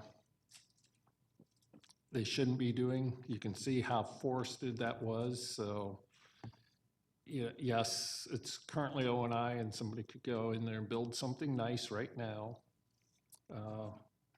This use for the landscape company started off with talking about a maximum of 8 trucks, 8 landscape trucks operating out of here. They'd be stored in the building, overnight. They went overboard saying we want them stored in the building because we have so much equipment on them. We don't want all the equipment stolen. This time around, they're saying we put up this electric fence because people are breaking and stealing our equipment from our trucks that are sitting outside. So they have an electric fence that's well over 8 feet high, which, violates county ordinance to have a fence that high. A lot of the landscaping that was supposed to be done hasn't been done. You saw the condition of that rear fence that was supposed to be replaced, and it's still the old fence with the kudzu in back. And I have to agree with Sonia. I'd rather have what was proposed, and basically they said, hey, we're a landscape company. It doesn't cost us much to come in here and do this and take care of all this, but yet they haven't. And it does bother me that they're, a company that goes after government contracts and that, and, taking our tax dollars and then not being a good citizen at times to it. And once again, as James said, only part of this is before us. The whole thing, I believe, is going to be before the Board of Commissioners. I think there might be some debate. James thinks only part of the old zoning's before. John had told me the whole old zoning's before in the OB item because it's referencing the case. So they can figure that out later because neither one of them's before us. But there are some things that if it were before us, I would say on that site plan, they don't have enough road frontage to put a decel lane in this parcel that's before us. And that's where they're planning on having the primary traffic of vehicles coming. If the whole thing was before us, I would say decel lane should be put on what he had marked, I forget if he had an A or B, but there's an existing driveway on Veterans that's going to be marked as exit only. I really think that should be fully upgraded because that's in direct line with where the trucks are going to park and all of that. And I'll probably make a clerk's note that we recommend they have to do a decel lane and put that in with the volume of trucks, because this isn't 8 trucks, this is a lot of trucks now and a lot of vehicles. So that's part of it. Originally, they wanted to stay parking on gravel, which of course isn't allowed in NRC. And they have come back and said, okay, we'll pave where we're going to park. So I appreciate that. And that there are some other things, given that, this is really, really stretching the contractor exception or special exception for NRC with the size this has become. So it's reasonable that we put in some extra buffers and things and bigger than, you know, I know James says you're typically not required a buffer between NRC and NRC, but when we get a contractor's use, we can put extra, you know, stipulations on it to offset that special exception use. And we've done that routinely on special exceptions. So I think it's, you know, well within the right, and because you don't have an outright right with NRC to have a contractor. And one of the things is it's because we've had so many violations here of county code and things that the applicant sure should have known about, especially given their profession, that I think it's reasonable to put, if they are in violation, that a show cause hearing could be scheduled to have the Board of Commissioners consider whether to remove that special contractor use off of the parcel. Because, you know, we want to help out a growing business, but at the same time, we want that business to do what they're supposed to do. And they haven't in the last 3 years. You know, and unfortunately, the best predictor of future behavior is recent past behavior. So with that, does anybody have any comments before I make a motion? Any comments? Go ahead, Fred. I was just concerned about a couple of things, including there seems to be a concern about the amount of impervious surface or impervious surface calculations, yet there seems to be a reluctance by MIC to have much in the way of pea gravel next door for parking surface. And Well, pea gravel's not allowed in NRC. You have to have an industrial zoning to park on gravel. So any commercial zoning, you're required to park on a hardened surface. They'll have to come in and add stormwater management. Okay. And that's one of the things when they did the whole land disturbance and cleared all this without a permit, there was no, you know, accounting for any of that kind of stuff. Now, you don't have a lot of runoff from gravel, but I don't know how they calculate that when you compact the ground and with the crush and all of that, whether that, you know. I know when we've had gravel, they still have to have stormwater management just even for gravel. So the fact that they did this without, they're in violation right now of the ordinance and well, and Andy just asked if we want to have stormwater management come up, and I don't think we need it because their comments cover it that they're going to have to put in stormwater management and meet our code for whatever they do. I'm just pointing out they're already in violation with what they did. They didn't do stormwater management.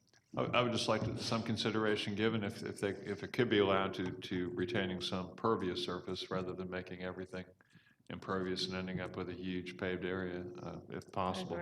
My other comment was just simply going to be, as somebody who's 6'5", to the extent there's going to be a fence or some fencing carrying voltage, I like the idea of it being kind of high up in the air, especially as I get clumsier in my old age. Well, it goes from the ground all the way up. So it's not like you can go under it. Any other comments? But, and on this particular parcel, there's not a whole lot of pervious. They're keeping most of it gravel. I may have them add a little bit more because they're gonna be pulling trucks in and out of that area. They designated a plant storage area, but you know they're gonna pull trucks in to unload plants and to load them. And you know, we want them staying on paving. One of the things is it's created a lot of dust over to the daycare. And you can see that's a very nice daycare. And by the way, the piece to the other side that's zoned LRO, we just zoned recently to have a daycare go there as well. So hasn't been built yet, I don't believe. And, but that, so any other comments before I make a motion? Okay. I think, Skip, did you have a comment? No. Okay. I'll make a motion that I we. had one comment. Okay, go ahead. I'm sorry. I just had one comment. typically in landscape businesses, we've seen them in the past where we have used some gravel, pea gravel, and so that we don't have so much impervious surface, because we constantly are being told that we are paving too much. And with your landscape business, sometimes if they're good neighbors, then they come in and they can do some landscaping. And the pea gravel would be acceptable for me. With the landscaping, what I don't understand, I guess, is why they didn't, with the fence, why they didn't put the landscaping inside the fence. The fence doesn't bother me, really. I mean, I think it's probably necessary, but they could have put some landscaping down through the fence and not remove the fence, but put landscaping. It could have been a good project. But I think sometimes when, Dave, just shake your head, sometimes we want where we don't have to pave so much. So I think that was something that could be worked out. The other thing, and it's not before us, but it seems like the whole project, I mean, there's things happening with the whole site plan. There are, as you may remember, there was an old house, you can see it on the property on that smaller old tract that was required to be torn down, and that became a code enforcement issue to get them to actually meet that stipulation, and then they weren't allowed to park or do anything on that piece other than a little bit at the back for the trailer that you see there to park, and it turned into, we cleared the whole thing and we parked trucks all over it. Well, I do like the concept of putting the parking over on the other side away from the daycare. I do like that. I think that's a good thing to do, is to move that parking over there. But I think that it could work. The other business items, we don't have any control over. So. Right, and that's So really. there's just this track right here, so those are just some thoughts. Yeah. But I wouldn't make the will fence come down personally. Well, they've agreed to, put a buffer, and I think that's reasonable, and I think putting the fence inside the buffer is reasonable. That's what we do on almost every case, is we have the buffer outside the fence so that the neighbor doesn't have to look at the fence, and that's not a particularly good-looking fence, and, that's consistent with what we do over and over up here. I think, though, when I look at that fence, well, it's not pretty, it's tall, and you have a use where you do have children on one side, and then you've got employees coming in on the other side, and I think it's a protection, so to speak. Well, I'm saying you put the landscaping, then you put the fence behind it, so they can still have the fence. I'm not saying they have to get. Don't make them take the fence down, just put some landscaping on it. Well, I'm And saying we are a move the landscaping fence. company. They can move the fence, move the fence back and put the landscaping in front of the fence. Because, because that kind of fence really makes you look like you have an industrial use, and that's, this is very borderline whether, this should be out in an industrial area, not in a commercial area. We're really stretching it. I don't think we've ever done a contractor exception that's this intense before on this size parcel or anything else. I can't recall one. We've done. Well, I noticed staff did recommend approval, Right. which tells me they don't have really a problem with this contractor. And you're saying you don't really have a problem, it's just making some adjustments to so it. that they're a good neighbor while they're doing this. I mean, All right, we're ready for the Okay. motion. Regarding Z52, I make a motion to recommend approval subject to all the following. All staff comments and recommendations not otherwise in conflict. The site plan received with the stipulation letter dated November 30th, 2019 with the following changes. The buffer on the western property line to be increased to 30 feet. And I'll skip that one based on that. And stormwater management to be added to the site plan, and district commissioner to approve final site plan. Since we have those changes, all stipulations in the letter from James Bailey dated November 30th, 2019, not otherwise in conflict with the following changes. Item number 5, in the last sentence, add on hardened surfaces between the words parked and inside. That just says for the inside referred to inside the fence. So if they're gonna park trucks, they're on hardened surfaces. And item number 6, in the last sentence, replace county arborist with district commissioner. That's who has final approval on the landscaping plan. Item number 7, add a new sentence to the end that reads, fencing will be placed in between the landscape buffer and the gravel plant storage area / parking lot. The fencing to the west of the buffer to be removed. So we're basically just moving that fence to the other side of the buffer. Item number 8, delete the kudzu, that the kudzu will remain, and we'll have that changed to say landscaping consistent with the 2016 zoning stipulations, which staff's already brought that zoning stipulations into the thing. Item number 10, add a new sentence to the end as follows: any fencing, including the electric fencing, shall not exceed 8 feet. Fencing facing Veterans Memorial not to exceed 6 feet, which is because that's in front of the rear of the building. So that gets it in compliance with county code. Item number 13, delete everything after the first sentence. And what we're deleting reads, the exception shall be the gate located on 76 Veterans site shall be 50 feet from the center line of the road with the knock box or equivalent, and GDOT approval of any items listed in the Cobb DOT comments shall constitute approval pursuant for the purposes of this project. Basically, Cobb DOT said it needs to be 75 feet. They wanted to reduce it to 50 feet. But I'm gonna go with Cobb DOT and leave it at 75 feet because they're still gonna have trucks and coming in there because that's the primary entrance as it's designed now to the site. The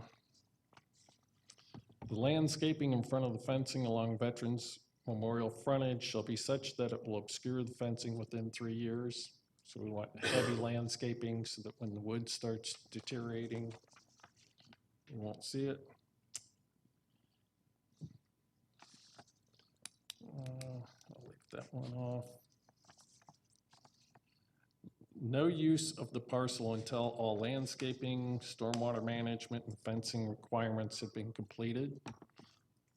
So they're currently using it, so I want them to stop using it till they solve the issues that shouldn't be there. All work to be completed within 90 days of the BOC zoning decision.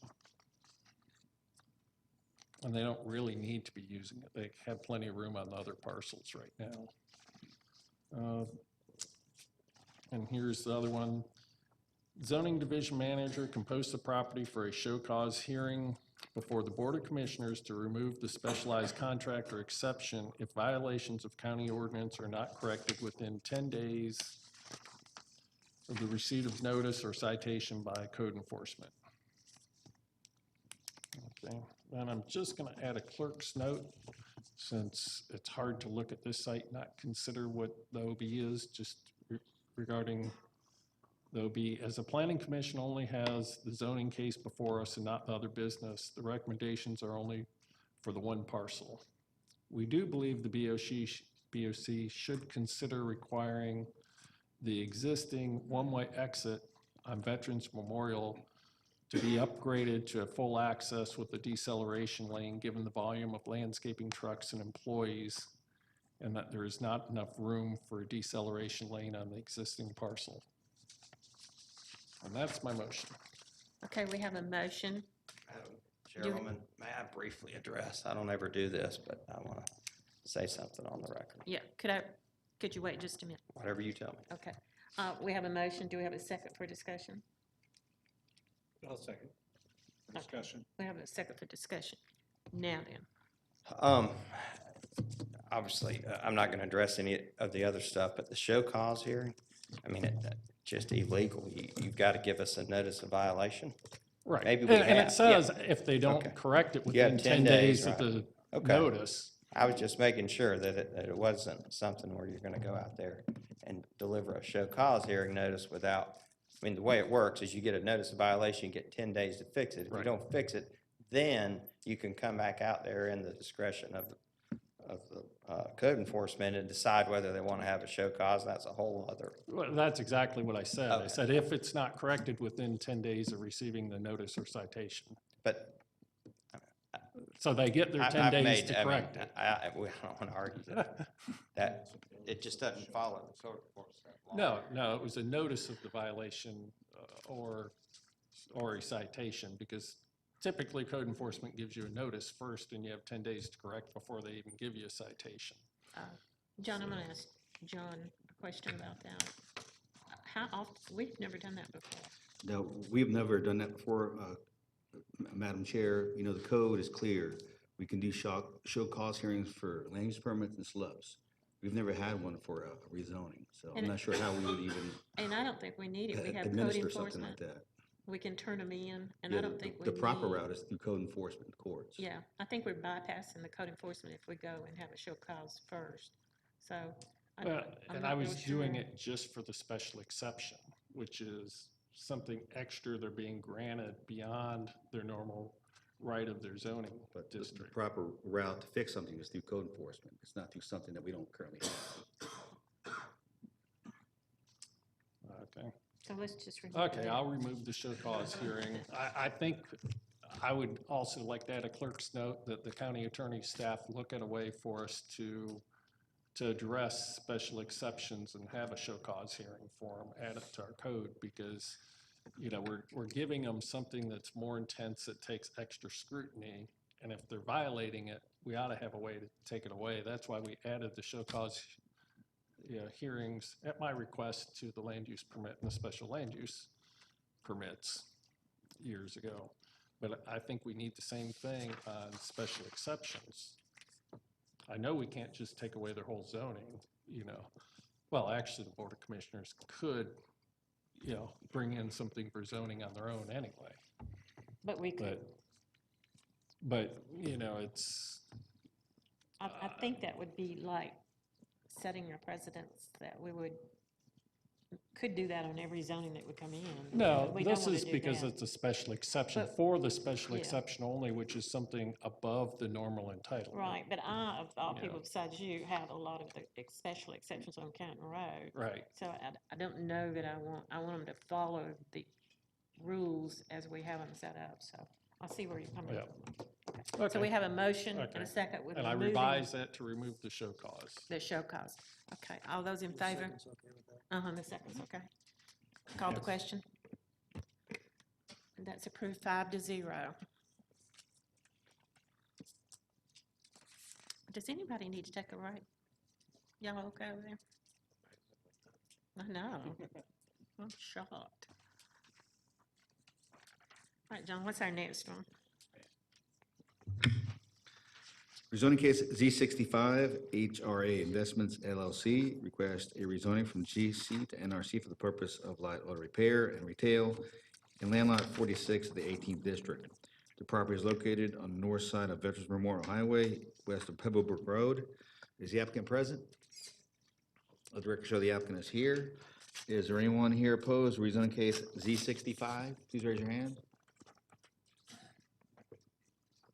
We got 3. Okay, let the record show the applicant is here, and there are 3 people here in opposition. All those wishing to address the board, please come forward to be sworn in.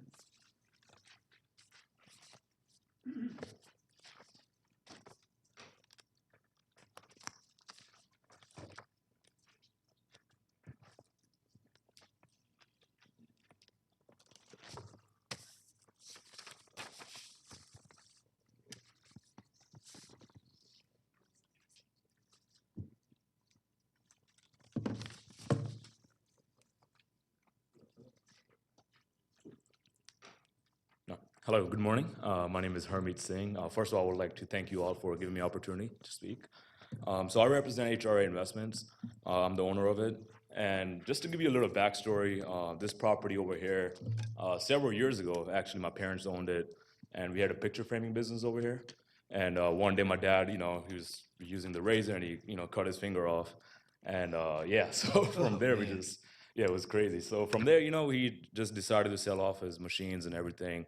We just started outsourcing, and then so this is originally a general commercial, and we just rented the property out as an investment for us since we were no longer doing business over there. So as a general commercial, we had it rented to automotive repair industry. Never had any issues. Then as things proceeded, we just I guess for general commercial it was required to have NCR zoning, and so before we never had any issues when it came to licensing and all. And later on I bought the property from my parents, okay, as HRA Investments. And I was just using this as a millennial, I was like, okay, this is a great investment. I'll rent it out to some other tenants. Then I realized that, hey, it's hard to find tenants because general commercial was not issuing licenses. So I decided to change it to NRC. That's the simple reason. And so I'm not doing any business at this property. It's just an investment property for me. And I'm just trying to simply rent it out. And today it could be automotive industry, tomorrow it could be someone else.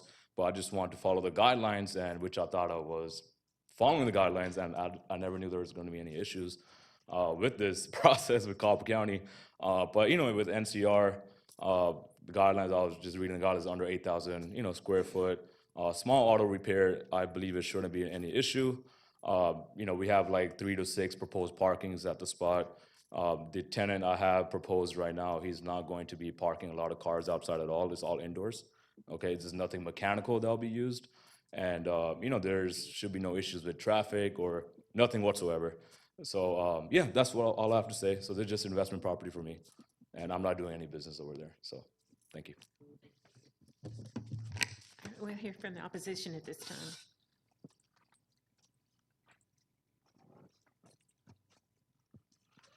Hi again, Sonia Wheatley, Mapleton Improvement Coalition. This is a tough parcel. I mean, it's been there a long time, and it's just so small. So I am glad to see that, the owner and, this rezoning will kind of help bring it in. There is a long history with it. There's a lot, there's been a long code enforcement. I know I drove by last week. Somebody's working in the building, so I don't know who's there. This is not recent, but this has been off and on over the years that the same owner of record, if the sales happened, it's not posted.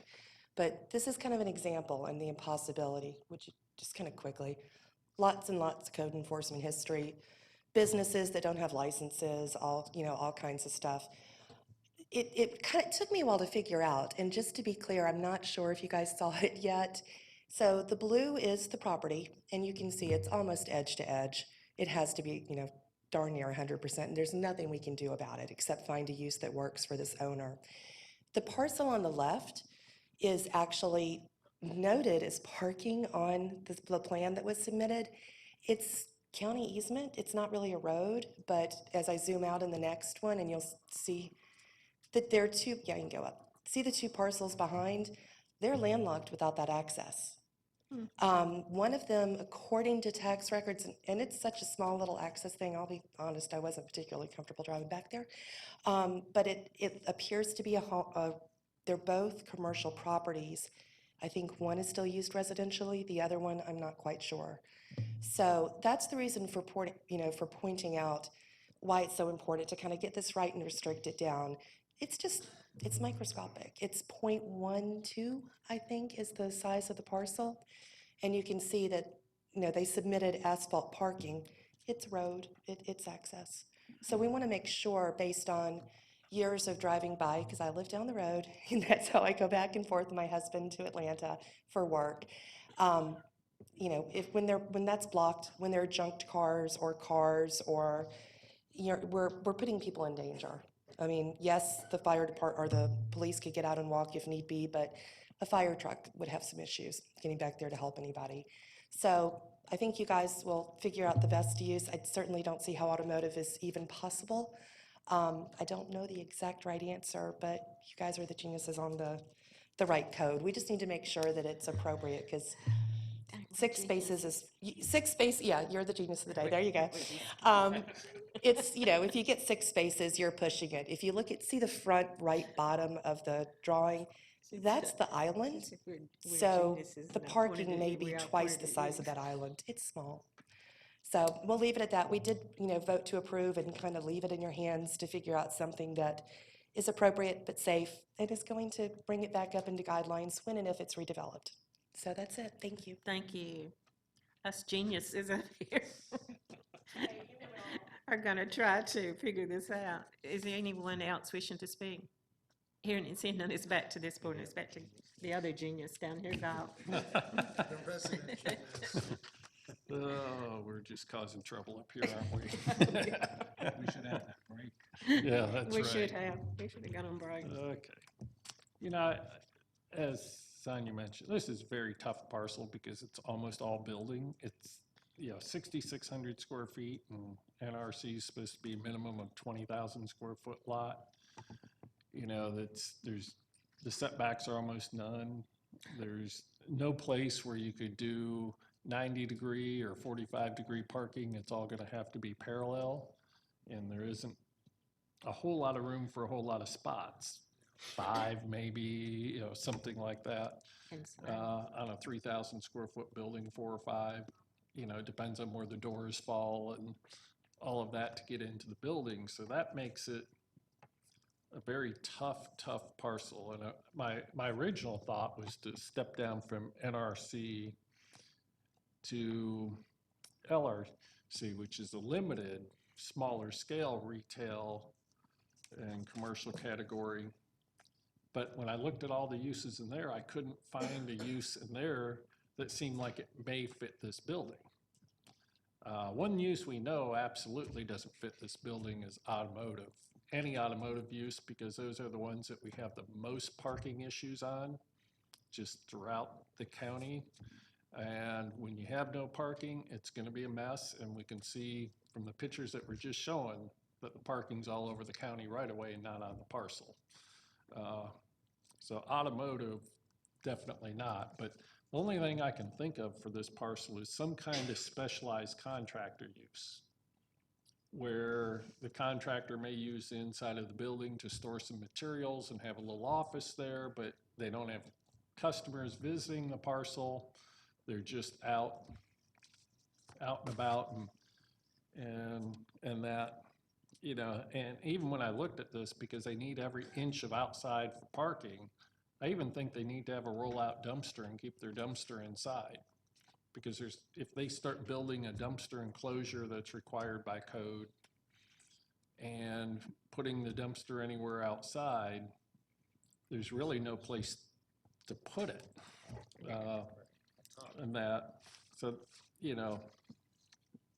And the other thing I think is with a specialized contractor, it's got to be the right kind of tenant. So, and we've done this on other cases in the past where I think the district commissioner should approve the tenant so that we know we're not getting a parking issue, because, it's just not there and we're not going to flood the others. I will encourage the applicant to see, maybe you can work with the adjacent neighboring parcels, owners, which, a couple of those other buildings look like they need a little bit of help You think? to maybe sell it to somebody for redevelopment. That may be your best use of the property, and that. The other thing is the building really needs painted. Now, the picture that was put up was old and it didn't look too bad, but the paint's peeling and stuff like that now, so that's it. And there's debris, and when I was out there, there were what we call non-compliant vehicles, meaning vehicles without tags parked outside the building and that need to be removed, and that. So with that, anybody have any comments before I make a motion? Okay. I'll make a motion that we recommend approval of Z65, subject to all the following. Specialized contractor use only. The site plan received September 18th, 2019, with a change to add parking, and staff's already addressed submitting a parking plan and all of that to them in their comments. Due to the extremely limited parking, district commissioner to approve all tenants, no outside storage, no parking of commercial vehicles outside overnight, no parking of equipment or trailers outside, dumpster to be rollout type and stored inside, no dumpster allowed outside, no automotive related uses, building to be painted within 90 days of BOC zoning decision, removal of all litter, debris, and non-compliant vehicles within 10 days of BOC zoning decision, all staff comments and recommendations not otherwise in conflict. The district commissioner may approve minor modifications except for those that increase the overall building square footage. Obviously, no room to add on. Increase the height of the building because of lack of parking. Change that is in conflict with an express stipulation or condition of zoning, or one that requires a variance or violates Cobb County ordinance. That's the motion. Do I have a motion? Do we have a second? I'll second. Second for discussion. Any comments? Call the question. And that's approved 5-0. All right, John. We'll move right along. Okay, moving into land use permits on the agenda. Land use permit number 23, Renika Rogan, request a land use permit renewal for the purpose of a personal care home in land lot 1142 of the 19th district. The property is located on the northeast corner of Clay Road and Golden Circle. Is the applicant present? Is the applicant here for Renika Rogan, lot 23? Is there anyone here opposed to this case? Okay, this is My case. Galt's case, and it's back to us. Galt, you? Let's just continue it till December. Okay. Oh, okay. Okay, so I'll make a motion, we continue till December. Okay. Do we have a motion? Do we have a second?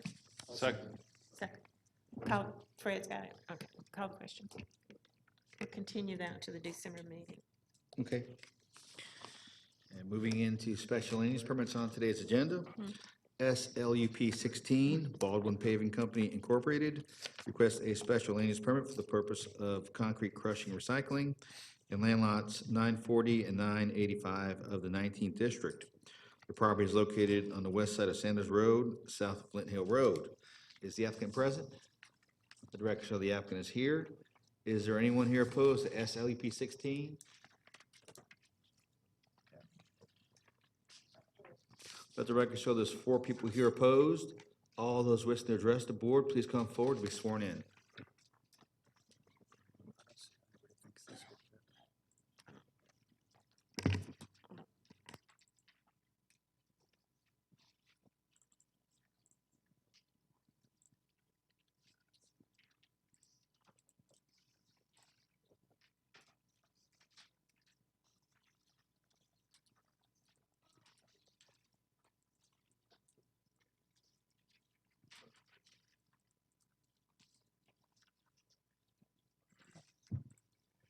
Morning. My name is morning. Jay, I'm sorry. My name is Jay Mayo, and I work for Baldwin Paving, the applicant, represent the applicant. Don't have a fancy presentation for you, but hopefully I can struggle through this here. What we're applying for here is concrete recycling that is consistent with the current zoning for the property, which is heavy industrial. As we understand it, this whole corridor was zoned heavy industrial sometime back in the 70s.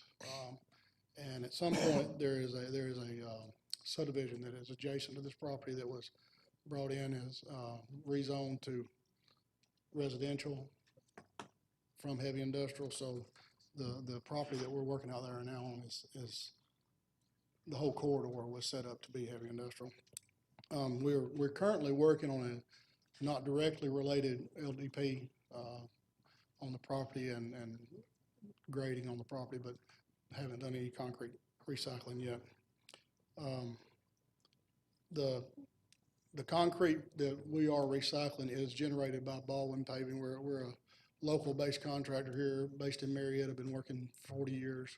Primarily, the material that we're bringing in is our material that's generated primarily off of Cobb DOT projects. And saving money, we recycle it, we send it back out to the Cobb DOT projects as aggregate surface course or fill material. And it saves us money, saves the county money, and also saves landfill space that it would also be going to. The recycling that we do would not be a continuous day-to-day operation.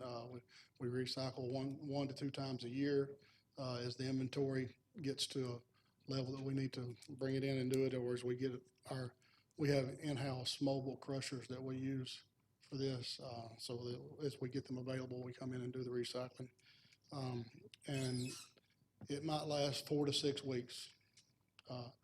Everything's done with inside the noise ordinance of Cobb County.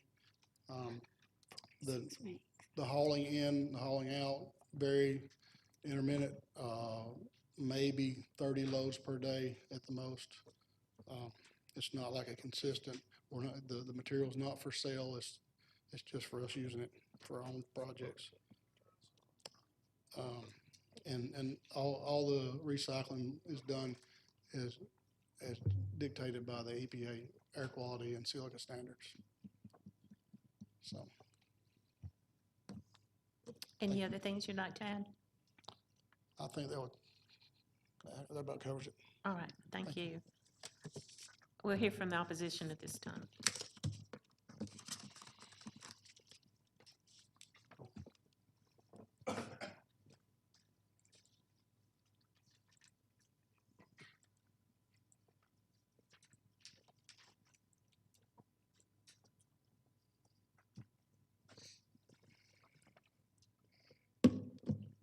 Hi, my name is Anita Payne. I live at 3047 Brass Drive in Austell, Georgia. Thank you for the opportunity to talk with you this afternoon about this project. I'm representing the neighbors, my neighbors at Harcourt Manor subdivision and the area surrounding the site in Ewing Road, Sanders Road, Clay Road area. We, the residents of the neighborhoods adjacent to this site, request that the special land use permit be denied. The proposed concrete recycling plant does not meet any of the following standards as defined by the Cobb County Board of Ordinances. The first standard is that there be a 1,000-foot separation between the site and the nearest residential unit. As indicated, as indicated on the first slide here, you can see that the boundary for the I'm gonna try to go. I'm definitely going. I think we've got the slides mixed up. You go back to the first one.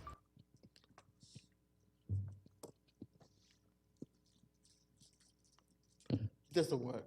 As you can see, from the image here, the boundary for the site is coterminous with the backyards of all of the homes in the neighborhood.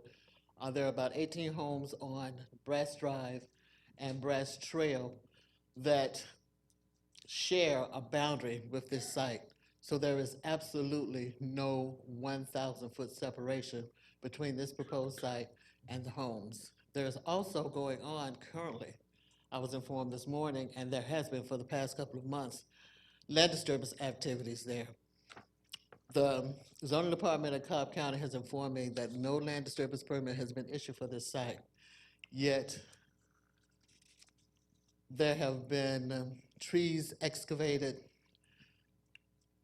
dirt moved, noise from sunup to sundown with the illegal activity there.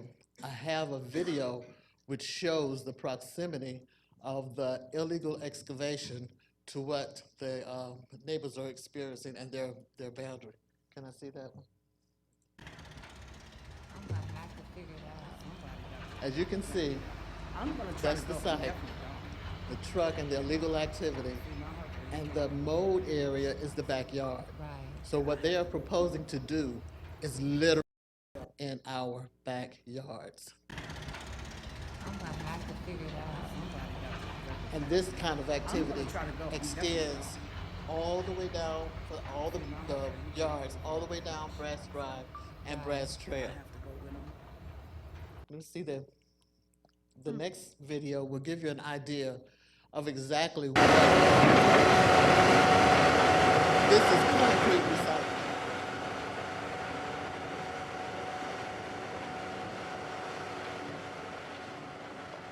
This is what they're proposing to put in our backyard.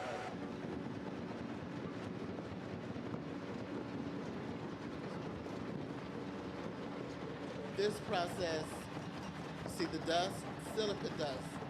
It is sometimes poisonous. It travels on the wind for miles. It gathers on houses, our cars, will come into our lungs. This activity is allowed to be located near a residential area.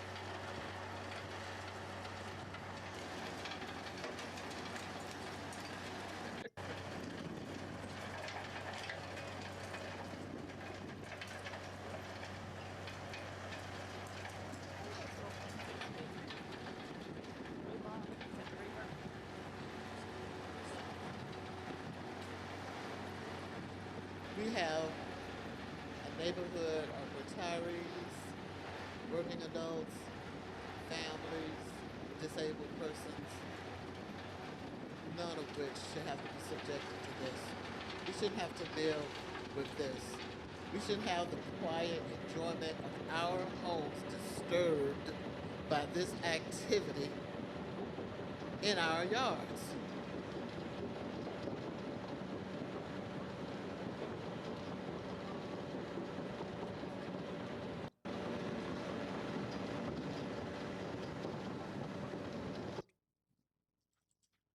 Let's see this third clip.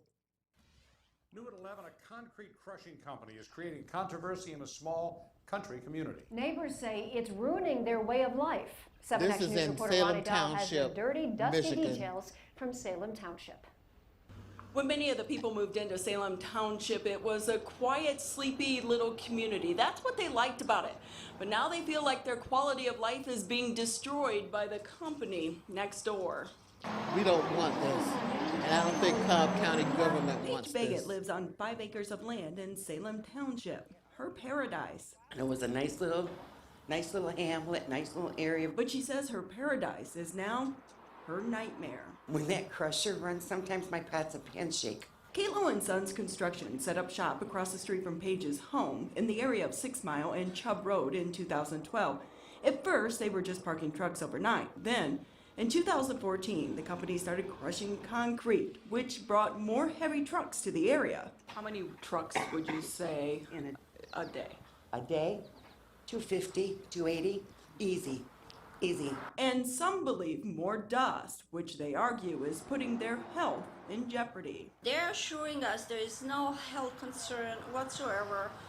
I'm diagnosed with a respiratory disease called reactive airway disease because of what's going on around here. We need a quality air, and we need to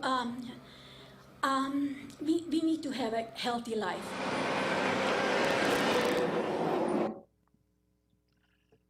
I'm here to plead with you to help us to protect the biggest investment that we have made in our lives when we bought a home in Cobb County.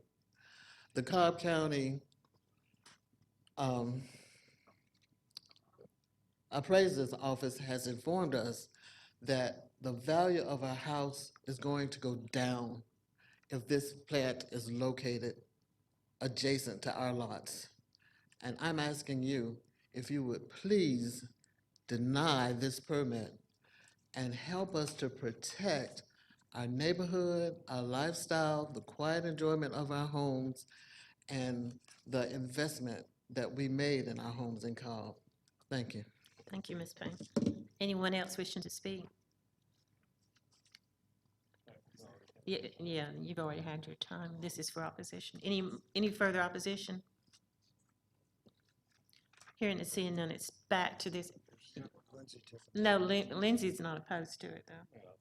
So it's back to this board, Gob. Did you raise your hand to come up, sir? I'm not sure. Okay, I guess not. Yeah. I thought I saw. Okay. Okay.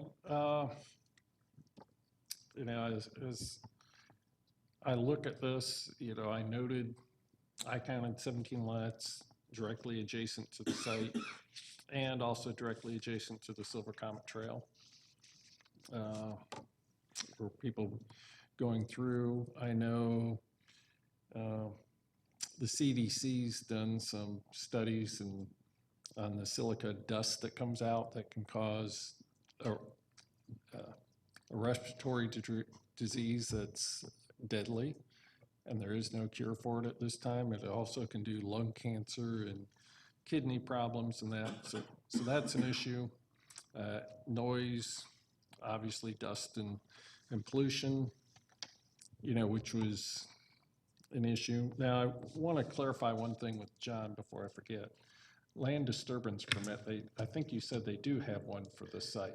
They did have one to do some grading on the property, Commissioner Porter, that was approved by our site plan review section and our erosion control section. However, that was never sent to zoning to do this. We would have caught it at that time. Okay. Okay, but right now they do have, it's an active permit that they have? Yeah, it was issued back in 2014. Okay, and do those things expire? Do they have a certain? As long as they keep working on it without a 6 months lapse, they're still good. Okay.